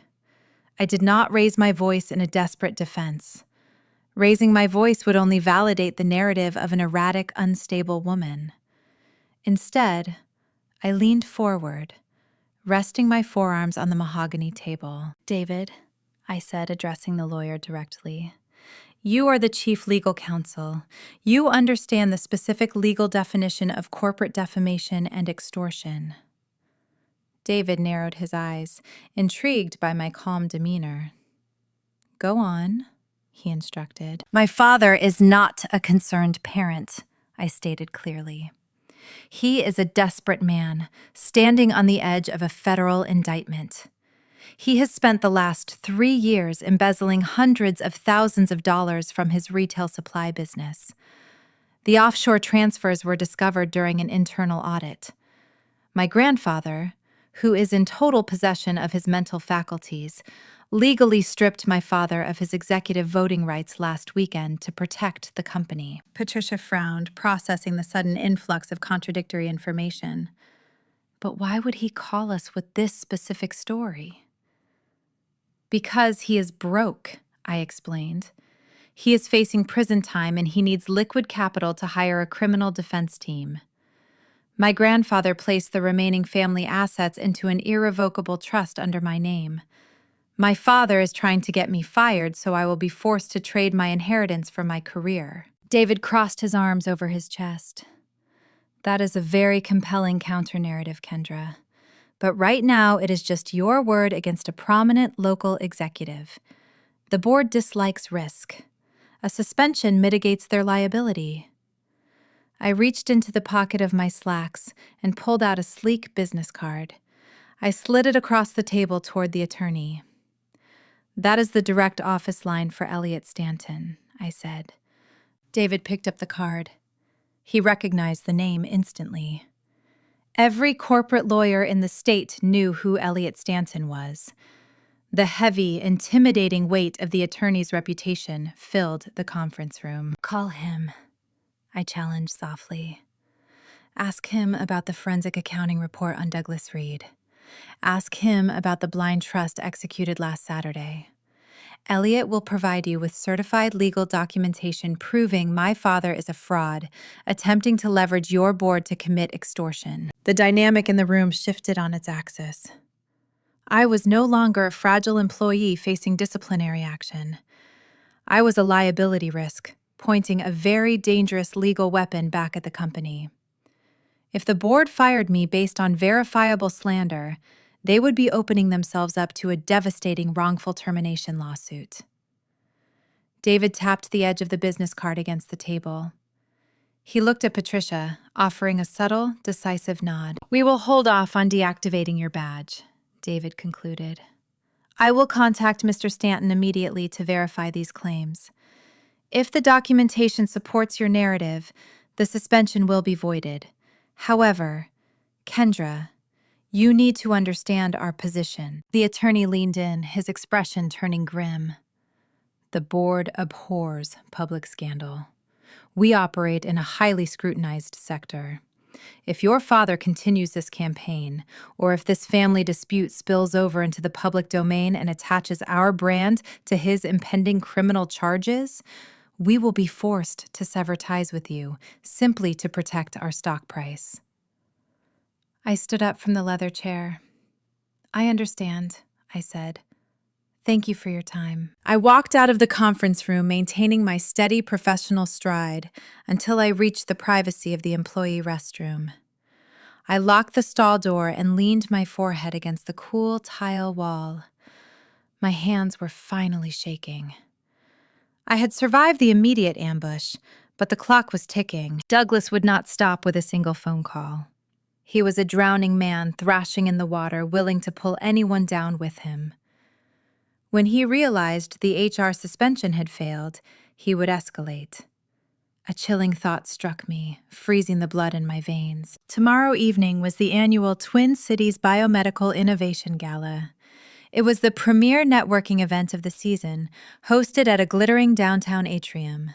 Hundreds of investors, hospital executives, and industry leaders would be in attendance. I was scheduled to stand near the silent auction tables, representing our firm and discussing our upcoming cardiovascular trials. Douglas knew my schedule. He knew exactly where I would be tomorrow night. If he could not destroy me through private corporate channels, he would corner me in public. He would bring his polite, whispered threats directly to the gala floor, risking a massive scene just to force my surrender. He was going to turn my crowning professional moment into a hostage negotiation. I had 24 hours to prepare a countermeasure because the final confrontation was unavoidable. The Crystal Atrium in downtown Minneapolis hummed with the cultured murmur of the city's biomedical elite. A string quartet played softly in the corner, masked by the rhythmic clinking of crystal flutes. I stood near the silent auction tables, wearing a tailored navy gown, forcing a serene smile onto my face. The venue was a spectacular structure of glass and steel, filled with hundreds of investors, hospital executives, and leading researchers. This was the exact room where careers were launched and professional empires were built. It was the perfect stage for my father to stage his final, desperate ambush. I knew he was coming. I had spent the entire day preparing the battlefield. I positioned myself near a towering floral arrangement of white orchids and tall privacy curtains that draped along the perimeter of the silent auction area. It offered a secluded corner, seemingly hidden from the main flow of traffic, but still very much visible to anyone paying close attention. It was an irresistible target for a predator looking to corner his prey. I held a glass of sparkling water, watching the entrance doors through the reflection of a mirrored pillar. At exactly 8:15, they walked in. Douglas and Connor moved through the elegant crowd, sticking out like jagged stones in a smooth river. My father wore his vintage tuxedo, the one he usually reserved for high society charity events. To a casual observer, he looked like a proud patriarch attending a corporate function. But a closer inspection revealed the fraying edges of his facade. His silver hair lacked its usual polished sheen. His posture was rigid, lacking the effortless grace he utilized for decades. Connor trailed behind him, looking like a shattered ghost of the golden boy he used to be. He wore a dark suit that appeared slept in, his shoulders slumped, his eyes darting nervously around the glittering room. He carried the distinct aura of a man who had lost his bride, his luxury toys, and his unearned pride in the span of 2 weeks. He was only here because Douglas dragged him along, utilizing his son as a prop to project a united family front. I turned my back toward the entrance, pretending to examine a donated piece of modern art up for bidding. I slowed my breathing, counting the seconds. Then a hand clamped onto my bare elbow. The grip was tight enough to bruise. I turned and found my father standing inches away. The scent of expensive scotch and sour panic washed over my face. His lips barely moved, locked in a chillingly polite grin, designed to look like a warm parental greeting to the surrounding guests. "You are going to sign those papers, Kendra," he whispered. His voice was a razor blade wrapped in velvet. "Or I will ensure you never work in this state again." We had finally caught up to the exact moment the nightmare began. But this time, I was not a terrified victim sitting in a seafood restaurant, swallowing my anger to keep the peace. I was standing on my own territory, holding all the winning pieces on the chessboard. I did not flinch. I did not pull my arm away from his painful grasp. I looked directly into his bloodshot eyes. "What papers are you referring to, Douglas?" I asked. My tone remained perfectly level, matching his quiet intensity. "Do not play games with me," he hissed, leaning closer. "The deed to the Minnetonka Lake House and the transfer authorization for the legacy accounts. You will surrender them to me tonight." I brought the documents. They are in my coat pocket. You will sign them right now, or I will walk over to your executive board members standing by the champagne fountain. I will tell them you are suffering from a severe psychological breakdown. I will weave a story so convincing, your security clearances will be revoked before morning. Your little startup dream will die tonight. Connor shifted uncomfortably behind our father, looking at the floor. Just sign it, Kendra, my brother muttered, his voice weak and raspy. He needs the money to hire the defense lawyers. Just give it back so we can fix this. You mean so he can steal my future to hide his corporate fraud? I countered smoothly. Douglas tightened his grip on my elbow, his polite smile straining until it looked grotesque. Yes, he sneered, abandoning all pretense. I am taking it back. You owe me for raising you. I built that wealth, and I am not going to a federal prison because an ungrateful daughter decided to steal my safety net. You will sign the trust back to me, or I will burn your professional reputation to ashes right here in this atrium. I let his confession hang in the air for a long moment. He had stated his demands clearly. He admitted to the fraud, the extortion, and his malicious intent. The bait was taken. The trap was full. I took a slow sip of my sparkling water. I am sorry, Douglas, I said, maintaining a pleasant conversational tone. But my legal counsel advised me against signing predatory contracts. Your legal counsel, my father scoffed, a desperate laugh escaping his throat. Elliot Stanton is not here to save you tonight. You are alone. I am not referring to Elliot Stanton, I replied. I took a deliberate step backward, sliding out of his grasp, and moved away from the towering floral arrangement. The heavy privacy curtain draped behind me shifted. David, the chief legal counsel for my biomedical firm, stepped out from the shadows of the alcove. He held a crystal tumbler of bourbon, his expression carved from solid granite. He had been standing less than 3 feet away the entire time, concealed by the drapery, listening to every single word of the extortion attempt. The color drained from my father's face in a sudden, violent rush. His jaw went slack. The confident predator evaporated, leaving behind a terrified old man. Douglas Reed, David stated, his voice resonating with deep corporate authority. We spoke on the phone yesterday morning when you attempted to file a fraudulent psychological report against one of my top clinical coordinators. My father opened his mouth, but his vocal cords paralyzed. He took a stumbling step backward, nearly colliding with Connor. Kendra informed me you might attempt a physical ambush at this venue. The attorney continued, stepping into the ambient light of the silent auction area. I must admit, I doubted a man in your precarious legal position would be foolish enough to commit verbal extortion in a room full of witnesses. I am appalled to discover I was wrong. Please, Douglas stammered, raising his hands in a frantic, placating gesture. You do not understand the family dynamics. This is a private dispute. There is nothing private about threatening to defame my employee to extort real estate, David corrected sharply. Your actions constitute a felony under state law. Our firm records security audio in all event spaces to protect our proprietary assets. Your entire blackmail demand was just captured on the atrium microphones, in addition to my direct witness testimony. Connor let out a whimpering sound, turning his back to the confrontation, trying to shrink into his oversized suit. He wanted to disappear. Douglas looked around frantically, realizing the quiet argument had drawn the attention of the surrounding guests. Several hospital executives and wealthy investors were now staring at the scene, their conversations halted. The Minnesota Nice facade was shattering in front of the entire corporate elite. I pulled my cell phone from my clutch purse. I did not raise my voice, but I spoke with enough volume to ensure the neighboring attendees could hear every word. Security! I called out, politely raising my hand to flag down 2 uniformed guards stationed near the entrance. "We have 2 unauthorized trespassers harassing the corporate staff.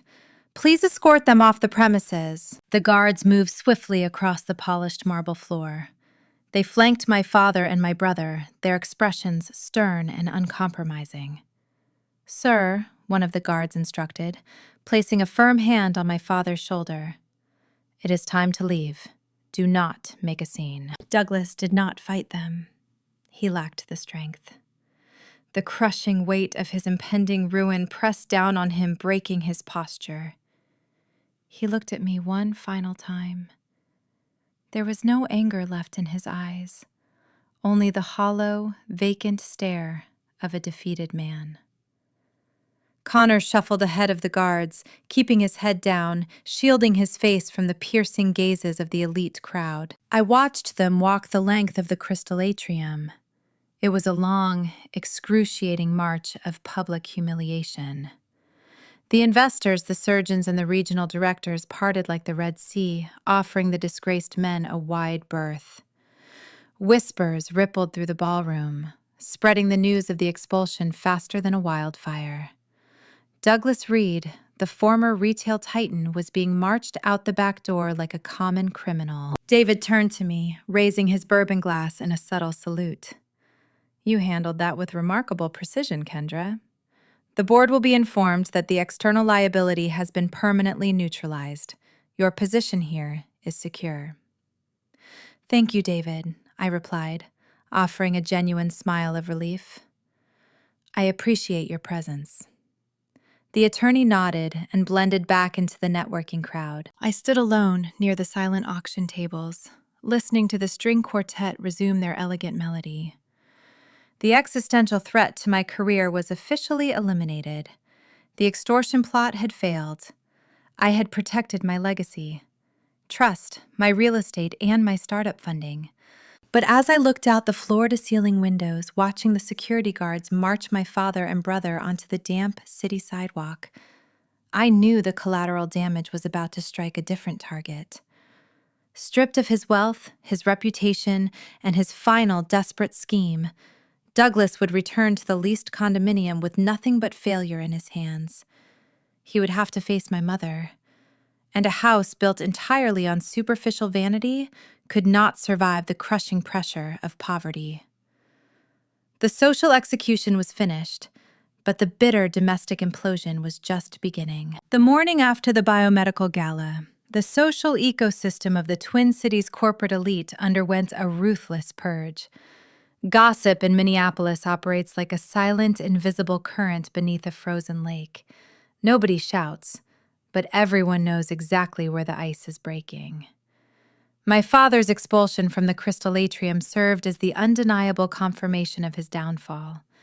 The whispers transformed into verified headlines.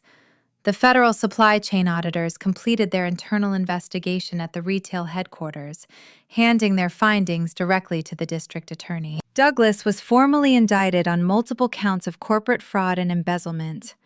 The news sent a shockwave through the country club dining rooms and the affluent suburban cul-de-sacs. The Reed family name, once a golden ticket to exclusive networking events and charity boards, became a toxic liability. Former business partners stopped returning phone calls. Golf memberships were quietly revoked. The polite society my parents had worshipped their entire lives turned its back on them with chilling efficiency. I remained detached from the chaos, observing the implosion from a safe distance. Elliot Stanton kept me informed of the legal proceedings regarding the corporate entity, but I instructed him to block any direct communication from my parents. I utilized the quiet space to make a definitive choice about my own real estate. I placed the Minnetonka Lake House on the market. The property was a beautiful architectural achievement, but the cedar decks and vaulted ceilings held too many poisonous memories. I wanted nothing to do with the monument my father built to hide his crimes. The estate sold within 2 weeks to an orthopedic surgeon. I funneled the substantial profits directly into the operational budget of my new medical software laboratory. While my financial foundation solidified, my parents' economic reality disintegrated. Douglas faced the terrifying prospect of a federal prison sentence. To negotiate a plea deal that would keep him behind a desk instead of behind bars, his defense attorneys demanded a staggering retainer. He also needed liquid capital to offer the court's preliminary restitution. Because Grandpa Abraham had legally severed their access to the corporate trusts, Douglas and Valerie were forced to cannibalize their remaining personal assets. The leased luxury condominium downtown proved too expensive to maintain. They broke the lease, incurring severe financial penalties, and relocated to a cramped, generic apartment in a less desirable suburb. The transition shattered the fragile illusion of their marriage. Their relationship had always been a transactional partnership based on mutual vanity. Douglas provided the funding and the prestigious title, while Valerie provided the flawless aesthetic and the social maneuvering. Strip away the country club memberships and the catered parties, and there was nothing left binding them together. The domestic friction soon spilled over into the public domain. A former colleague from my clinical testing lab witnessed the unraveling firsthand. She spotted my parents in the parking lot of an upscale consignment boutique in Edina. Valerie was attempting to sell her collection of designer handbags and her diamond tennis bracelets, just to cover the monthly grocery bills and the mounting legal retainers. According to the witness, the confrontation lacked any trace of their signature Midwestern politeness. It was a raw, visceral, screaming match beside a dented economy rental car. Valerie blamed Douglas for his sloppy accounting. She accused him of ruining her reputation and destroying her social standing. She shrieked that she never would have married him if she knew he was a reckless fraud. Douglas retaliated with equal venom. He blamed Valerie for demanding a lifestyle they could not afford.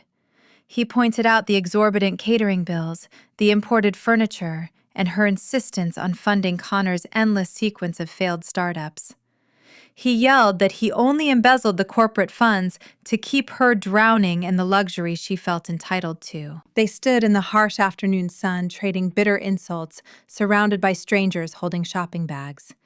The flawless patriarch and the perfect hostess were reduced to two desperate people fighting over the scraps of a fabricated empire. The news of their parking lot dispute reached my phone via text messages from curious acquaintances. I read the detailed accounts sitting in my new, sterile laboratory workspace. I felt a brief flicker of sorrow, not for the people they had become, but for the parents I never truly had. I realized they never possessed any genuine substance. They were hollow vessels filled with other people's opinions. A few days later, my phone buzzed against my stainless steel desk. The caller identification displayed a restricted number. I answered cautiously. Kendra, a frail, trembling voice spoke through the speaker. It was Valerie. I did not hang up immediately, but I did not offer a greeting. I listened to the silence stretching across the cellular connection. "We have nothing left," my mother whispered. Her tone was stripped of its usual sweet manipulation. It sounded broken and exhausted. "Your father is facing 3 years of minimum security confinement. Connor moved to another state and refuses to answer my calls. I am living in a miserable apartment. The defense lawyers took the last of the jewelry money yesterday." She paused, drawing a shaky breath, waiting for me to offer comfort. She expected the ingrained daughterly duty to override my logic. She wanted me to rescue her. "I am sorry you are experiencing the consequences of your choices," I replied. My voice was calm, steady, and entirely devoid of anger. "You have millions," Valerie pleaded, a sharp edge of desperation creeping back into her cadence. "You sold the lake house, you own the corporate shares, you can afford to help me. Just a small personal loan, enough to cover rent for the next few months until I find employment. You are my daughter. You cannot just abandon your own mother." I sat back in my ergonomic office chair. I looked at the dual monitors displaying the initial coding architecture for my cardiovascular matching software. I thought about the dinner at the seafood restaurant. I remembered the cold, dismissive way she patted my hand while erasing my future to pay for a wedding dress. I am an independent woman, Mom, I stated clearly. I do not offer handouts. I suggest you learn how to format a resume. I pressed the red icon on the digital screen, ending the call. I utilized the device settings to permanently block the restricted number. The internal boundary I had fought so hard to construct was finally ironclad. I felt no guilt. I felt no hesitation. I simply returned my attention to the glowing monitors and continued writing the code that would redefine my career. The toxic branches of my family tree were pruned, and I was thriving in the sunlight. But the profound victory carried a heavy, unavoidable shadow. The quiet period of focused work and emotional detachment was brief. The seasons changed, trading the humid spring air for the crisp, biting wind of a Minnesota autumn. As the leaves turned brilliant shades of amber and crimson, I received a solemn phone call from Elliot Stanton. The attorney did not discuss corporate ledgers or trust allocations. He spoke in a hushed, reverent tone. He informed me that the fierce patriarch who had orchestrated my salvation was fighting a battle he could not win. Grandpa Abraham was rapidly declining. The final, heartbreaking conflict of this long war was standing right outside my door. 6 months slipped by, swallowed by the brutal, unforgiving freeze of a deep Minnesota winter. The lakes turned into solid sheets of gray ice. Snow piled high against the windows of my newly leased commercial laboratory. I spent those frigid months buried in cardiovascular algorithms and equipment installations. The work provided a steady, reliable rhythm. I insulated myself from the toxic wreckage of my former relatives, choosing instead to focus entirely on building a pristine medical software company. Then on a Tuesday morning in early February, the rhythm broke. The phone on my desk chimed. Elliot Stanton was on the other end. His usually sharp, commanding baritone was reduced to a soft, somber murmur. Abraham was fading. The medical staff at the assisted living suite indicated the transition was imminent. He was not in pain. His heart was simply winding down, exhausted by 8 decades of relentless ambition. I left the lab immediately, navigating the icy streets of Minneapolis with a tight grip on the steering wheel. When I arrived at room 612, the heavy scent of lemon polish was replaced by the distinct, sterile odor of clinical antiseptic and quiet resignation. The shades were drawn, casting the suite in a dim, sepia shadow. Grandpa Abraham lay in the center of the mechanical hospital bed. He looked incredibly fragile, stripped of the imposing aura he wielded so effortlessly on the Minnetonka deck. His breathing was shallow, a fragile rattle in the quiet room. I pulled a chair close to the mattress and took his hand. His knuckles were cold, the arthritis making his fingers feel like brittle porcelain.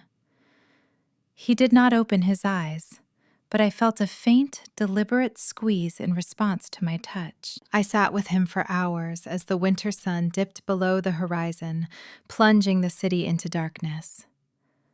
We did not exchange profound final words. We did not need to. The understanding between us was absolute.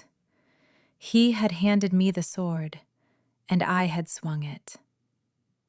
Sometime shortly after midnight, the shallow rattling ceased. The silence that followed was profound and entirely peaceful.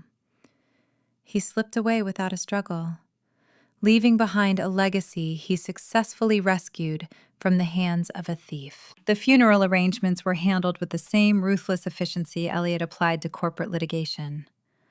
The instructions Abraham left were explicit. The memorial service was to be strictly private, held at a small historic chapel on the edge of the city. The guest list was restricted to a handful of trusted colleagues, former executives who respected the founder, and myself. Douglas, Valerie, and Connor were expressly barred from attending. I anticipated a fight. I expected my father to show up at the chapel doors demanding entry, utilizing his father's passing to manufacture a public sympathy display. I hired off-duty police officers to flank the oak entrance doors, preparing for a hostile confrontation. But the confrontation never materialized. The hired guards stood idle in the freezing wind. My former family did not try to breach the perimeter. They were too bankrupt, too fractured, and too deeply buried in their own legal nightmares to mount a resistance. Their absence was a stark testament to the total collapse of their power. They could not even mourn the patriarch because their grief was eclipsed by their own self-inflicted ruin. The chapel was sparse and beautifully austere. Dark wooden pews gleamed under the soft glow of wrought iron chandeliers. There were no ostentatious floral arrangements, just a simple wreath of white winter roses resting on the closed mahogany casket. I stood near the front row, wearing a tailored black wool coat. I did not weep hysterically. The grief I felt was profound, but it was a clean, healthy sorrow. It lacked the complicated, toxic resentment that usually poisoned my familial interactions. Elliot delivered a brief eulogy. He spoke about Abraham's sharp intellect, his uncompromising business principles, and his hidden capacity for fierce loyalty. The lawyer did not mention the embezzlement, the revoked trusts, or the disgraced son. He focused entirely on the man who built an empire from a drafty hardware store in Duluth. When the short service concluded, the attendees offered their quiet condolences and filed out into the bitter cold. I lingered behind, tracing my gloved fingers along the polished wood of the casket. Kendra, a familiar voice, echoed in the empty sanctuary. I turned to find Elliot standing a few paces away. He held a thick, cream-colored envelope in his gloved hand. He stepped forward and extended the heavy parchment toward me. "Abraham instructed me to deliver this to you personally," the attorney explained. "He drafted it the week after the lake house confrontation. He wanted you to read it when the dust finally settled." I took the envelope. My name was written across the front in Abraham's elegant, sloping cursive. I broke the wax seal, sliding a single sheet of folded paper from the protective casing. The ink was dark and meticulously applied. I recognized the distinct, heavy strokes of his antique silver fountain pen. I stood in the quiet chapel, surrounded by the scent of candle wax and white roses, and read his final words. "My dear Kendra," the letter began. "If Elliot is handing you this paper, my physical journey has concluded. I suspect you are standing in a quiet room, managing your grief with the same stoic grace you apply to your scientific research. I want you to discard that stoicism for just a moment and listen carefully. My greatest regret in this life was watching my son Douglas transform into a coward. I gave him too much too soon, and it rotted his character. I watched him groom your brother to follow the exact same path of entitled mediocrity. For years, I feared the Reed name would end in absolute disgrace. But my greatest pride was watching you. I watched you sit at that restaurant, absorbing their cruelty. I watched you bring that frozen meal to the lake house, playing the obedient servants while holding the match that would burn their illusions to ash. You executed the Queen's Gambit flawlessly. You sacrificed a piece of your pride to expose the rot at the center of the board. The $8 million, the corporate shares, the real estate. It is all just paper, Kendra. It is a tool. The true inheritance I left you cannot be deposited in a bank vault. Your real inheritance is the iron spine you finally discovered. It is your refusal to be silenced. It is the boundary you drew in the sand, daring a thief to cross it. Build your company. Revolutionize your field. Do not ever shrink yourself to make lesser people feel tall. With profound respect, your grandfather. I folded the heavy parchment and slipped it into the pocket of my wool coat. A single tear escaped, tracing a hot path down my freezing cheek. It was a tear of pure, unadulterated gratitude. Abraham saw me. He truly saw the woman I fought so hard to become. I walked out of the chapel and stepped into the blinding glare of the winter sun reflecting off the snowbanks. The cold air filled my lungs, crisp and invigorating. I was no longer the secondary child. I was the sole proprietor of my own destiny. The grief would linger, but the future demanded my attention. The medical software company was entering its final phase of structural development. I needed to staff the new laboratory, finalize the vendor contracts, and prepare for a massive industry launch. I drove back to my commercial headquarters, ready to tackle a mountain of administrative paperwork. I had a stack of applicant resumes waiting on my desk for an entry-level filing position. I did not know it yet, but the very first piece of paper in that pile was about to deliver a poetic, jaw-dropping conclusion to a war I thought was already over. Exactly 12 months passed since the private chapel service. The biting winter winds of Minnesota returned to the region, covering the sprawling city of Minneapolis in a fresh blanket of pristine white snow. I stood in my corner office holding a ceramic mug of dark roasted coffee.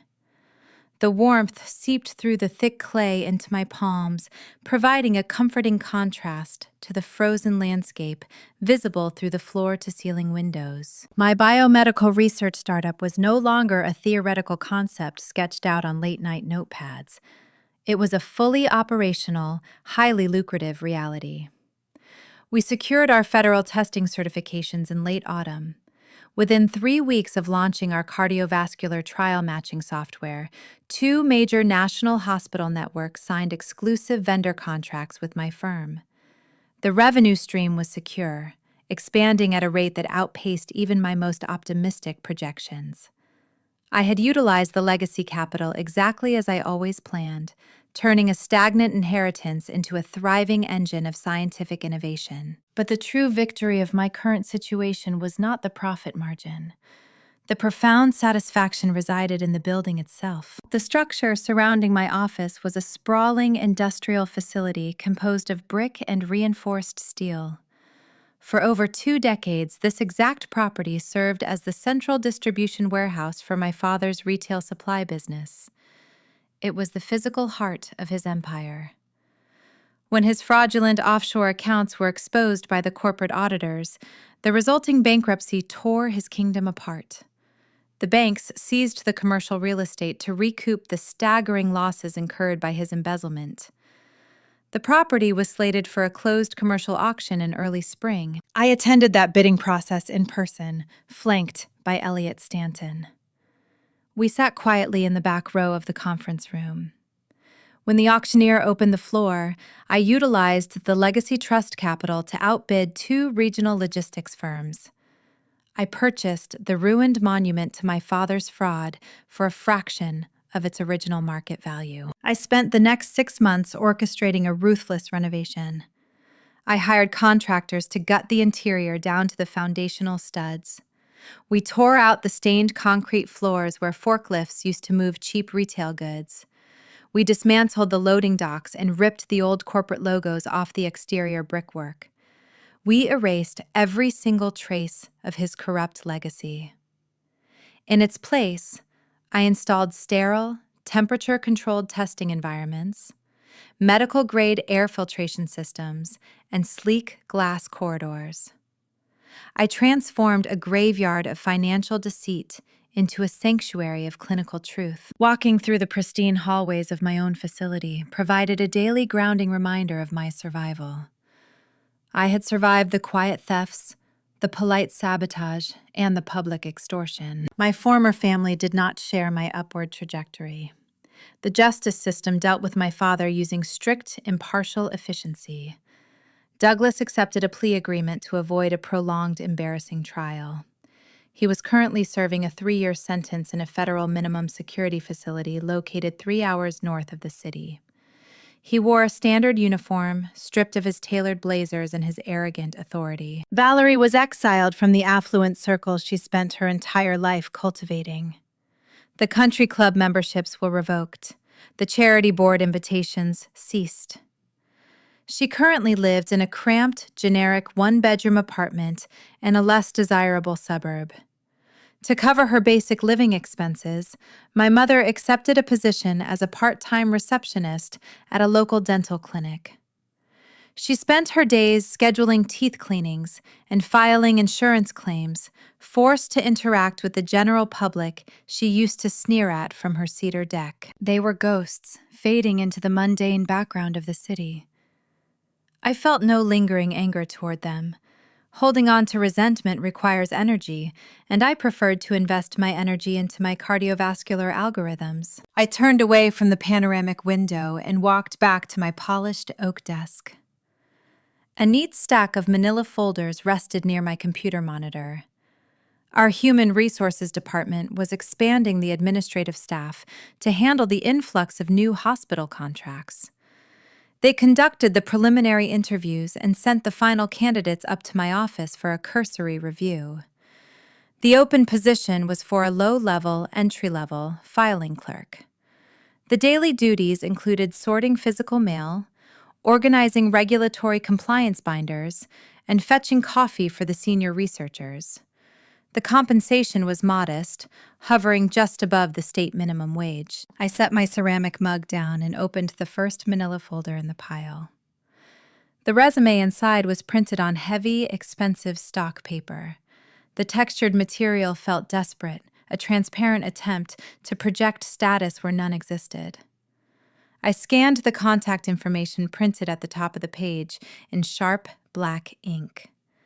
The name on the document was Connor Reed. I sat down in my ergonomic leather chair, keeping my breathing slow and steady. I read through the detailed work history my older brother had provided. It was a remarkable piece of creative fiction. He listed his endless string of failed father-funded applications as entrepreneurial ventures and executive consulting. He highlighted his vague, useless tenure at the now-defunct family retail firm as strategic logistics management. He padded the margins with empty corporate buzzwords, desperately trying to disguise the fact that he possessed 0 practical skills and 0 genuine work experience. Connor was drowning. The luxury vehicles, the country club wedding, and the golden boy persona were gone. He was 31 years old, entirely broke, and groveling for a minimum wage clerical job. He submitted his application to my biomedical firm knowing full well who owned the company. He knew this facility used to belong to our father. He submitted the heavy stock paper, hoping I would see his name and feel a sudden, overwhelming surge of familial obligation. He calculated that the sister he mocked over vintage champagne would pity him enough to offer a lifeline. He wanted me to rescue him from the consequences of his own entitlement. I placed my hand flat against the expensive paper.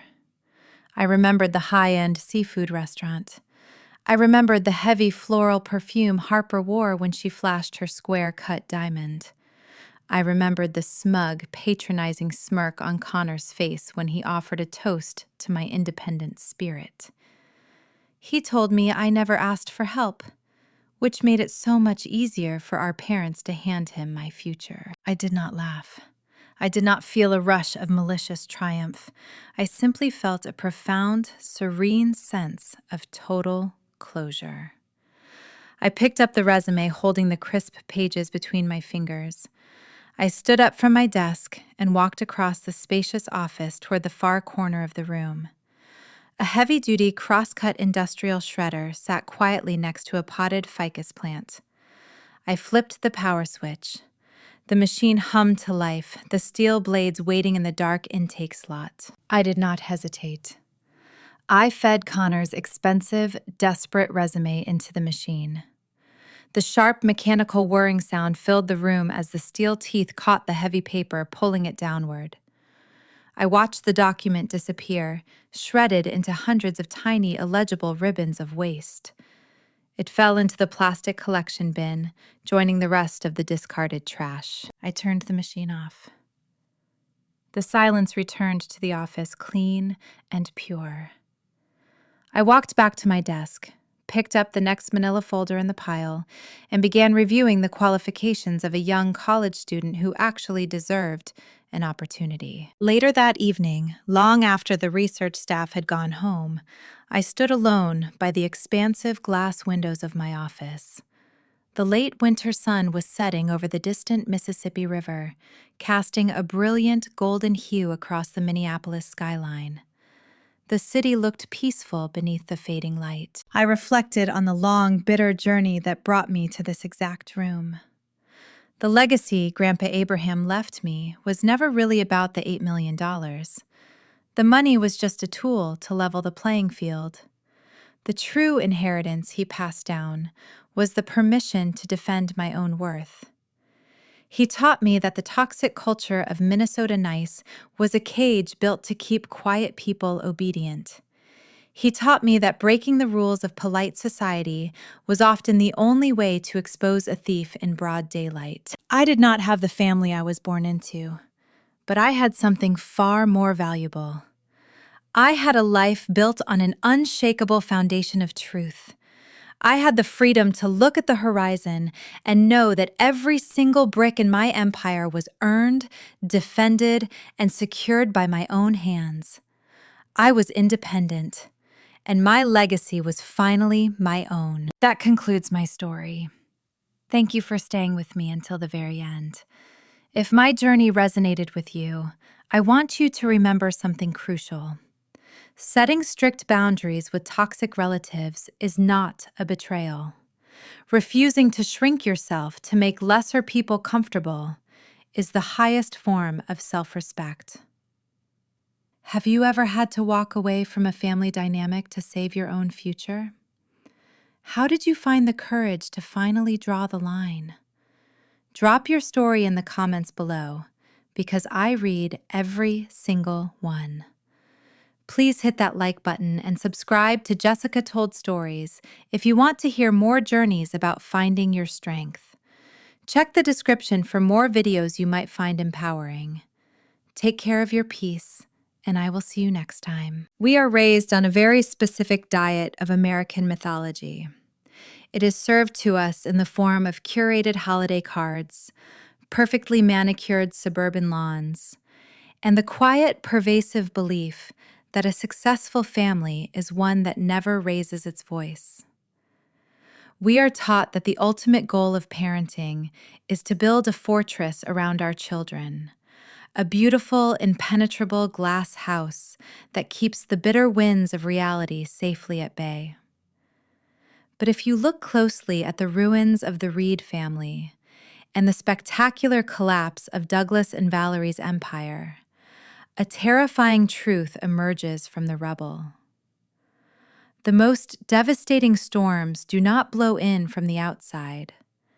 They are cultivated carefully, day by day, at our own dinner tables. The story of Kendra, her brother Connor, and the polite, smiling theft orchestrated by their parents is far more than a tale of corporate fraud or a battle over an $8 million trust. It is a profound cautionary mirror held up to modern American parenting. It demands that we examine the heavy generational cost of prioritizing appearances over authenticity, and the irreversible damage done when parents confuse favoritism with love. When we look at Douglas and Valerie, it is incredibly easy to view them simply as one-dimensional villains, greedy caricatures corrupted by wealth. Yet their failure is rooted in a common, deeply flawed interpretation of parental duty that plagues families across every tax bracket. In a culture that increasingly equates love with the removal of all struggle, they believed that providing a frictionless life for their son was the ultimate expression of their devotion. By smoothing every obstacle, financing every failure, and shielding Connor from the natural consequences of his own entitlement, They believed they were protecting him. In truth, they hollowed him out. Raising a golden child is often disguised as endless unconditional support, but in reality, it is a profound form of sabotage. Connor was given luxury vehicles, country club memberships, and eventually the stolen seed capital meant to launch his sister's life. But what he was undeniably denied was the opportunity to build a backbone. A traditional family structure is meant to function as a safe but rigorous training ground for reality. It is the crucible where children must learn the fundamental laws of emotional and financial gravity, that actions carry weight, that failures require absolute accountability, and that resources must be earned, not demanded. By robbing Kendra to fund Connor's manufactured perfection, Douglas and Valerie committed a dual crime against their children. They taught their daughter that her hard work, her independence, and her brilliant mind were ultimately worthless in the face of familial obligation. Simultaneously, they taught their son that his incompetence would forever be subsidized. When Grandpa Abraham finally removed the safety net, Connor was left entirely defenseless on that marina dock. The cruelest thing a parent can do is send a child into the harsh winter of the real world wearing nothing but the paper-thin armor of entitlement. At the center of this familial collapse is a concept deeply embedded in certain segments of our society: the relentless maintenance of the polite facade. The culture of Minnesota nice, where brutal, soul-crushing realities are masked by warm smiles, and where avoiding a public scene is valued far more than confronting a painful truth, served as the fertile soil for Douglas's deceit. True emotional awareness in a family requires the courage to be deeply, radically uncomfortable. It demands that parents look at their children with clear, honest eyes, recognizing their inherent worth, rather than viewing them as mere extensions of the parents' own fragile egos. Douglas and Valerie viewed their children as props in a theatrical production meant to impress their affluent neighbors. The sprawling cedar decks, the catered lake house parties, and the vintage champagne were all desperate, gasping attempts to project a flawless image to the outside world. But a family built on secrets, favoritism, and silent compliance is a house built on black ice. When parents demand that their children shrink themselves, bite their tongues, and sacrifice their own internal boundaries just to keep the peace, they are not nurturing a family. They are managing a hostage situation. Honesty in parenting is not merely the act of telling the truth about a bank account. It is the daily, grinding work of acknowledging reality. Kendra's survival required her to shatter that polite silence. She had to learn that true self-respect often looks like walking away from the dinner table, leaving the untouched casserole on the marble island, and refusing to consume the toxic narratives she was being served. If Douglas and Valerie represent the catastrophic failure of parental guidance, Grandpa Abraham represents its harsh, necessary corrective. True family responsibility is rarely comfortable, and it is almost never polite. It often requires making agonizing, heartbreaking choices to preserve the integrity of the lineage over the comfort of the individual. Abraham recognized that his son was drowning in a sea of vanity and fraud. Instead of enabling the corruption, the patriarch stepped in to perform the most agonizing duty a parent can face: holding his own child accountable to the absolute limit. Abraham did not scream. He did not lose his temper. He simply applied the swift, surgical blade of consequence. By stripping Douglas of his corporate power and reallocating the wealth to the only person who had actually earned it, Abraham demonstrated what long-term guidance truly looks like. He taught us that preserving a family's legacy sometimes means burning the rotten branches to the ground so the roots can survive. Abraham's final letter to Kendra revealed the ultimate truth of inheritance. The millions of dollars the commercial real estate the corporate shares these are just tools. The actual inheritance, the only one that guarantees survival in a brutal world, is an iron spine. It is the courage to stand in the light of the truth, no matter who it offends. If you are currently navigating your own complex labyrinth of family expectations, or if you have ever had to draw a difficult, painful line in the sand to protect your own future, you are not alone in the dark. There is a whole community of people learning to build their lives on truth rather than quiet compliance. Please take a moment to follow and subscribe to Jessica Told Stories for more narratives that explore the deep, beautiful, and sometimes ruthless realities of finding your own voice. We are culturally conditioned to believe that a successful family is one that stays together at all costs.